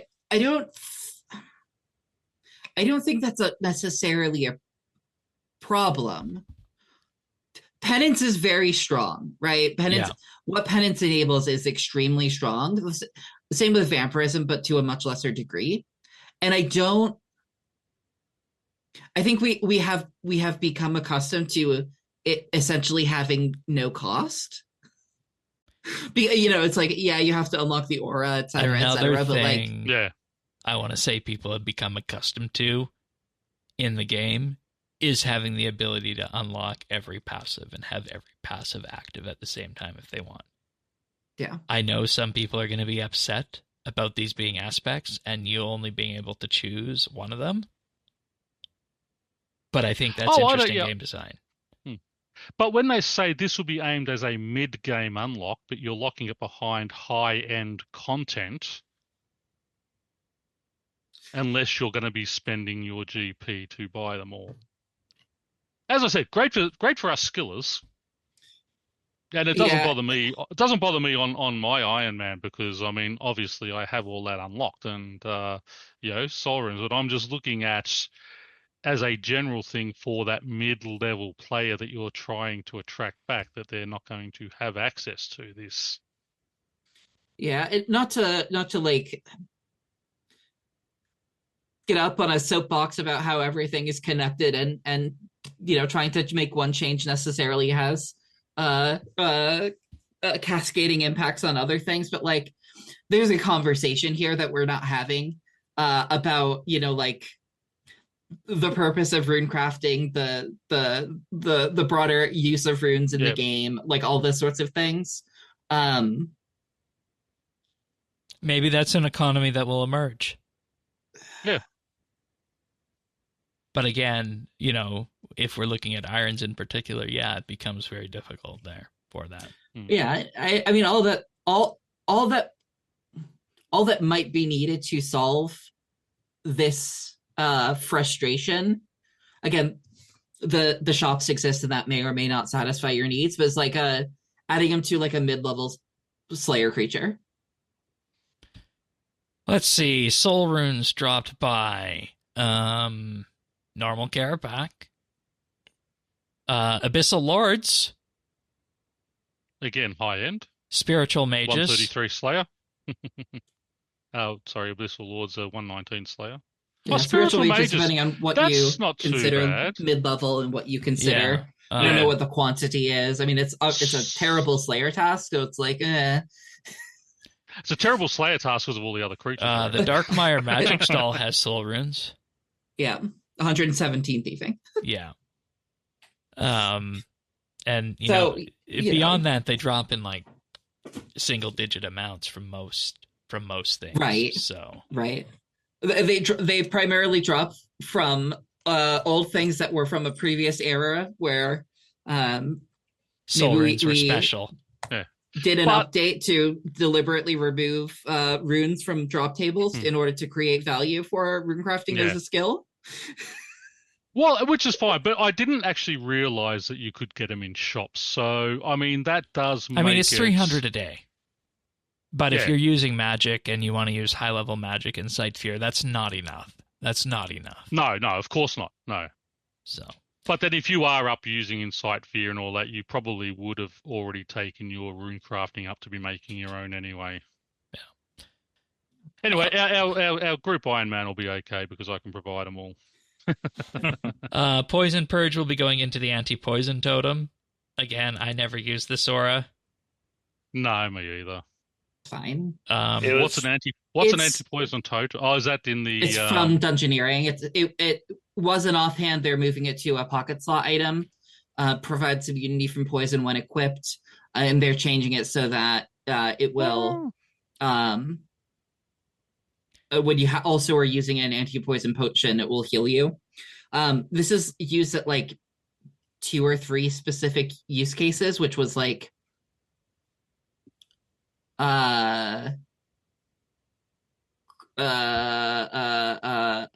words are so hard.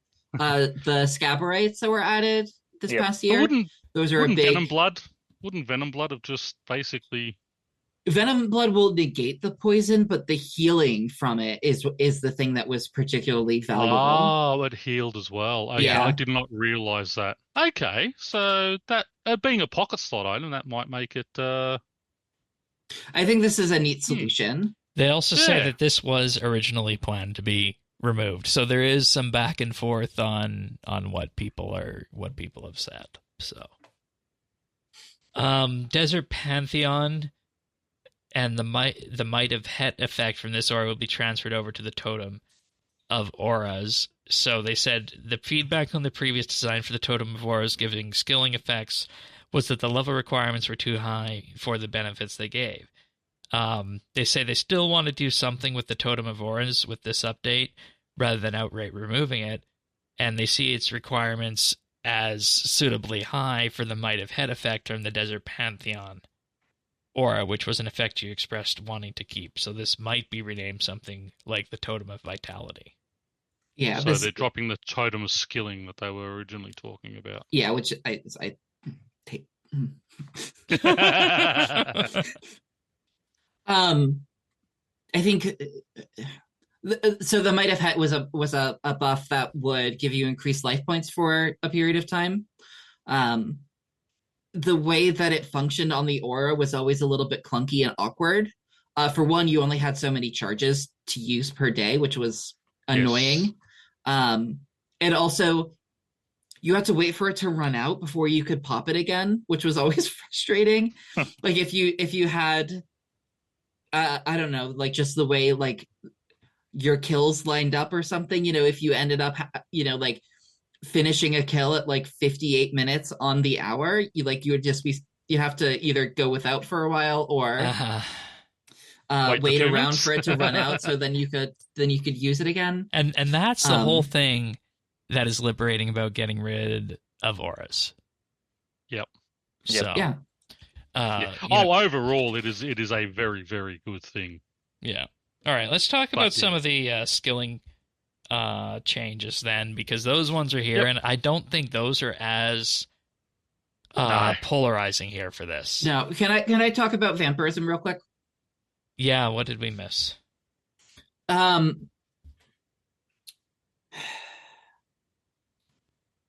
Vampirism is locked behind Desert Treasure, but by nature of it being on the ancient spellbook. Yep. Okay. One of the things that we have not been doing very well recently, and by recently I mean like in the last 10, 15 years, is like locking things behind, for instance, quests. Like it being locked behind the ancient spellbook, and therefore locked behind Desert Treasure is like better than nothing. But like, could this come from a vampire quest? Wouldn't that be thematic? And also like, yes, like one of the great things about RuneScape, right, is the candy loop, is the realization of like, you've made a list of like 6 things that you need to do in order to do this one thing, and that somehow loops back around on itself. Yeah. Like you're trying to get a thing to train prayer. In order to do that, you need to fight this boss, and to do that, you need to do this quest and get this gear upgrade, and then also somehow in the midst of all that, train prayer anyway. And we're not locking these things behind enough. We're not locking things behind content enough.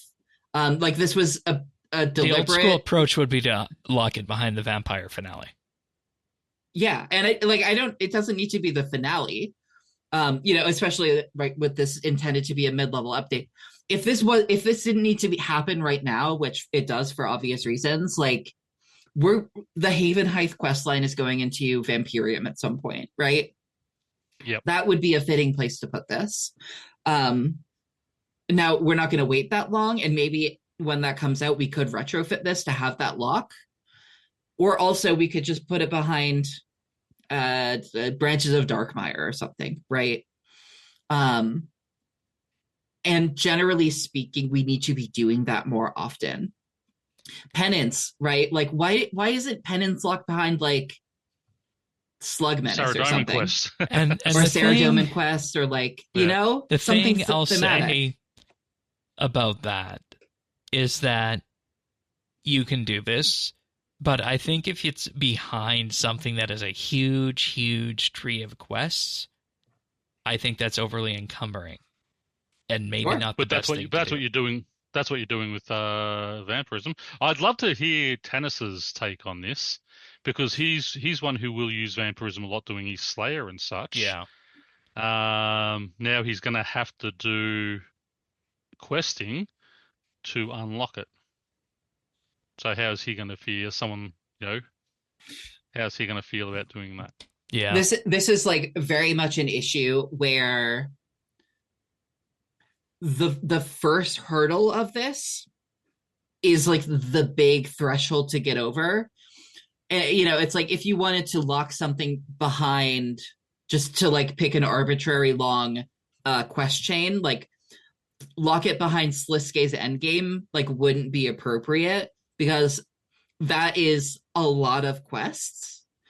But if you wanted to put it behind like a 3 quest chain type quest, that's a lot more appropriate. Or even the Abbey quest. Yeah. No, we have already, like we have had abilities behind those. We had that's true, devotion and sacrifice added to One Piercing Note a few months ago. Yeah, that's right. I forgot about that. But so also, that's a really good example of this type of thing. Also, the quest tree behind Desert Treasure, it's not as big as some of the more modern ones, but it's definitely a quest tree of requirements. Right. Oh, yeah. That's right. Right, but, like Desert Treasure is like one of those integral things like you're going to be doing anyway. Yeah. So it may give you more reason to do Desert Treasure than you might have had otherwise. But Desert Treasure is going to be a quest that I think all accounts are going to do. But later rather than earlier in most cases, unless you love your quests. See, imagine it, as you said, behind the vampirism quests, the vampire quests, but they could have, I mean, this could have been a reward for the second or third arc of that storyline. Yeah, it gives you, you get into it, it gives you a reason to start a storyline like that. I find, I just find I find it being locked on the on that spell book, on the ancient spell book, for newer players and returning players. It'll be interesting to see how they go anyway. All right. Yeah. So and I guess one last thing is that it's always important to keep it appropriate. The requirements, like that was something that was notably out of step with like the Gate of Elidness. Its requirements were too high for the point at which it wanted to fit into a player progression. So anyway, I'll shut up. I had that quest come up in my thought process when you were saying that you might unlock it, and I was thinking, oh, desert line. Oh wait, they did that with something. So the skilling effects have been largely updated, and these effects are tamer than we were initially thinking they were going to be. So Green Fingers will be a passive unlock. We were wondering what that was going to be, and it won't be dungeoneering. It will be bought from Sidekick's Shop of Balance using Crux of Calfavor, which I think we even suggested when that came up. I think we said beans, but yeah. Yeah. But, yeah. 5-finger discount will be bought from the Thieves Guild, and with this update, Heist will award pilfer points alongside this. Oh, very nice. Enrichment will be directly buffing chances to obtain enriched memories as part of divination. Quarrymaster was originally planning to be removed, but they understood feedback about keeping its critical strike chance effect, especially for content such as Croesus and the Gate of Elidness. So the first critical strike chance will unlock at 59 mining, and the second at level 85. Yep. And then fishing gets a whole boatload of fishing success chances. So the perfect Juju fishing potion will be doubled from 5 to 10%. The Rotomatic presently has a 0% boost. That'll be 3. The Dragon Harpoon will have a 9% boost. Presently has 6, so that's going to be a big item. The Crystal Rod will be 8%, up from 5, and Tavia's Rod will be 13%, up from 10. So that Dragon Harpoon is looking very, very useful here. Yeah, of course, it's only on harpoon fishing stuff. Yeah. So yeah, but then you lean to the Crystal Rod or what have you. Which is what I found funny. I mean, your Dragon Harpoon, which is, let's face it, it's a lower tier than Crystal Rod. It gets 9%, and Crystal Rod only gets 8%. I thought they might have kept it sort of across the board 9-9, And Tavia's, of course, from our clue scrolls. So I like that having a big one. And we can't augment the Dragon Harpoon, can we? Because it's only dragon. Or no, we can't. No, it's augmentable. No, it is augmentable. Yeah. So that's not the end of the world there for that. Yeah, it's only the Rotomatic that's not augmentable. Crystal Rod is. Well, the Rotomatic comes with the slots. Slots. You can just attach them to it. Yeah. So I think that's overall good. Granite Crab, Ibis, and Granite Lobster will all provide fishing success boosts with that too. So that's kind of filling that out. Hatchets and Lumberjack, they'll be building that into the effectiveness of hatchets. Tracker, they'll be buffing the success chance for capturing creatures across the board of skills. And they say this was already done for birds and some kevets with the early game rebalance update. Yeah. And Resourceful will just be removed, but they will make it so that material caches will give a guaranteed amount of materials before depleting. That's good, because that was a good one to use for archaeology. And for when you did your what's it called? Yeah, I wonder how you think about this one, though, Pern. We were talking about sure-footed when you were last here. Surefooted Yep. was originally on the list of auras to keep, but it will be gone after this one. They said that Which they sort of makes found sense. that increasing success rates on the laps would make the failure chances so tiny that it would defeat the purpose as a mechanic. So they've decided to remove exactly. the auras. Yeah, that makes sense. But I think that kind of smooths over the aura removal, and the plug can be pulled. That's it. Yeah. Pretty much everything's done. Yeah, I don't think that there are any bad solutions here.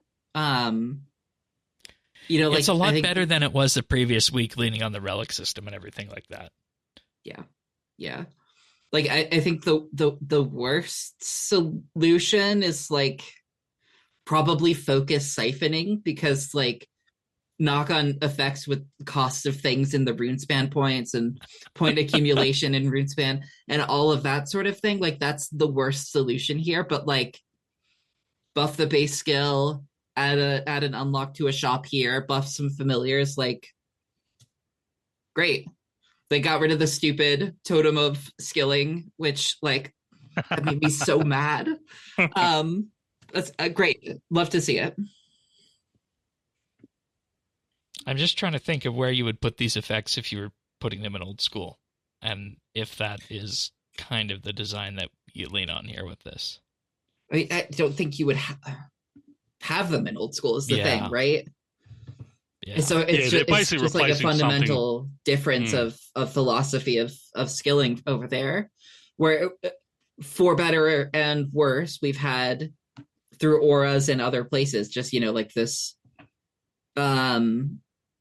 kind of pointless power creep, right? Yeah, they were created to give value to the Premier Club. Right. Look and earn these points, get these things that are going to give you a buff. So, so they're taking those off us and sort of having to put them back in another way. Yeah, and it's not nearly as sort of paid for and thing, but yeah, it's not nearly as controversial as it was the previous week. So I think that's good. Yep. Yeah. Alrighty then. Well, with that, we're going to wrap this up here. We do have a few achievements this week since we're getting into the swing of all the combat stuff that's been happening. Miss Whipped got 120 defense on March 3rd. Tego Elf got 120 ranged on the 2nd. Black Mexican got 120 ranged on the 1st. And Ridgeway got 200 mil Necromancy on the 1st as well. And moving on, also on the 1st, we had Chimney Lax with 120 woodcutting, Iron VSS hit 99 herblore, and Sangri Sani hit 120 archaeology, all on the 1st of the month. Moving on to our other achievements, Jade Gizmo got the Crown of Loyalty X on March 4th. Yep, sorry. Bladecom got the Blessed Flask on March 3rd. Snail Mage got Elite Draconic armor and Lord of Bones and 150 hard mode kills. Nice. That's pretty lucky. I'm jealous. Weren't you there for multiple hundreds? I've done a couple hundred, yeah. I don't know. I don't completely hate the boss anymore, but it's still not my favorite. Ridgeway with the Blood Tentacle, which is the AOD pet, one of the better ones, and then the Praiseful Codex on the 28th of February. Nice. Good work, everybody. Good work. Alrighty. We got a pick of the week about sandwiches. Sandwiches. So this is a YouTube channel that I found the other day and immediately fell in love with. This is a Chicago area guy who has a thing for sandwiches and just loves to talk about them. Each video is just about a sandwich. It could be a good sandwich. It could be a weird sandwich. It's a sandwich from this one town in Massachusetts, or the signature sandwich of a restaurant in wherever, or just a classic sandwich of a country. And There's a guy making sandwiches, and he has a very profound way about writing about them. Like it is enrapturing. It is a detail about food, like a specificity of a communication about the particularities of how the mingling of ingredients and the emotions that are elicited and the experience of eating that I haven't seen from other places. I'm scrolling through it now and I see the chow mein sandwich. And it's like it's poetic, and I love it. If this at all sounds interesting, just scroll through, pick a sandwich that catches your eye. Is there one that you love? Like one of the first ones I clicked on was the cheese and onion sandwich, because cheese and onion is a classic UK meal deal sandwich. And I always love getting one when I go over to the UK. Just like one of those classic things I have to do. They're just so nice. They do have a lot of weird food over there. They're not like a monumental sandwich or anything. It's not like the greatest sandwich you'll ever eat, but it's just like, hey, as a kid, I used to eat cheese and pickled onion sandwiches. There you go. Love them as a kid. Slice up the pickled onions with that nice vinegar flavor through them on top of the cheese into the bread. Yeah. That was my lunch pretty much every day for all through high school. Well, that's one way of ending the podcast this week. If you want to hear about those, update.show, the notes are there. Anything else on that pick, Lemon? I don't know if I said this or not, but the channel is Sandwich Tribunal. He also has a blog of the same name. So, all right. Did he do the old classic Australian tomato sauce sandwich? Hold please.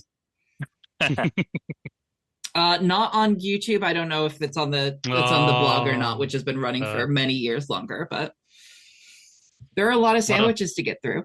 Butter both sides of the bread, tomato sauce, bang. And by Aussie tomato classic. sauce, do you mean like the kind of sauce you use in a spaghetti, or more like ketchup? No. Just like ketchup, like what you put on your sausages and things like that. Just straight tomato ketchup, as you call them over there. Why would you do that? Because it tastes great. These are all things we did as kids.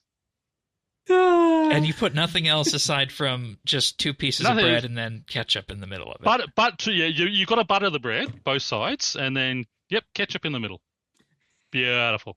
In fact, I might even go and make one now after the show. I have to say, one of my favorite sandwiches, Thanksgiving tradition here in the U.S., is the mashed potato sandwich. I've never tried one of those. You get a nice dinner roll, you cut it open, you butter it, and then you just mashed potatoes. Yeah. We do the old potato cake sandwich. And do you put any sauces in that, or? I mean, you could if you're into that kind of thing. I'm not going to judge. These are not the kind of sandwiches that I would consider. But I mean, hey, this is something I didn't know was happening 5 minutes ago, and I didn't know that you could have a ketchup sandwich. You can have whatever you want on a sandwich. This is from a guy who won't eat cheese. But by the way, people, it has dietary problems with me. He's a weirdo, not us. It has dietary problems with me, and then smells, textures, and all that. But sure. Well, that pretty much brings us to the end here. If you want these episodes delivered automatically to you, update.show/subscribe. We're on all the major podcast listening services out there: Apple Podcasts, Pocket Cast, Spotify, and more. Just visit update.show/subscribe and click your favorite one. We're also on YouTube, of course, youtube.com/RSBANDB. It's where you can find the video versions of the shows, including the most recent RSBNB Informer video that went up about the combat system and whether or not it's EOC 2.0. Obviously, there's a bit more of nuance to that question, and in particular, when you look at it, from the perspective that we did here, it is really about unburdening combat for the future of the game. But it is worth asking, is this EOC 2.0? So that video is also there, and if you find that you enjoyed this episode or that video, definitely consider giving a like and subscribe. Always helps the channel out. But Pern, always good having you. Everyone's second favorite Australian. Always great to be here. Bears, always good to talk combat with you as well. Yep, I love it. Thanks for having me. Of course, I like seeing some of those hybrid features this week. And of course, Lemon, always good having you on. And glad we got to close the loop on the combat and aura stuff this week. So yeah, it feels like it's been a long time, but also like it hasn't. It's actually only been December. like a month and a half or something. Oh yeah, I guess if we go back to December, it's been like 4 months, but yeah. It feels like it's only been like 6 weeks or something. Which is amazing that they move that fast. I know, right? And there's been far less collateral damage than we thought there was going to be. But with that being said, folks, we'll see you guys next week for another episode of RSBANDB Update. See you then, everyone. Take care. Happy Skype and all. Bye.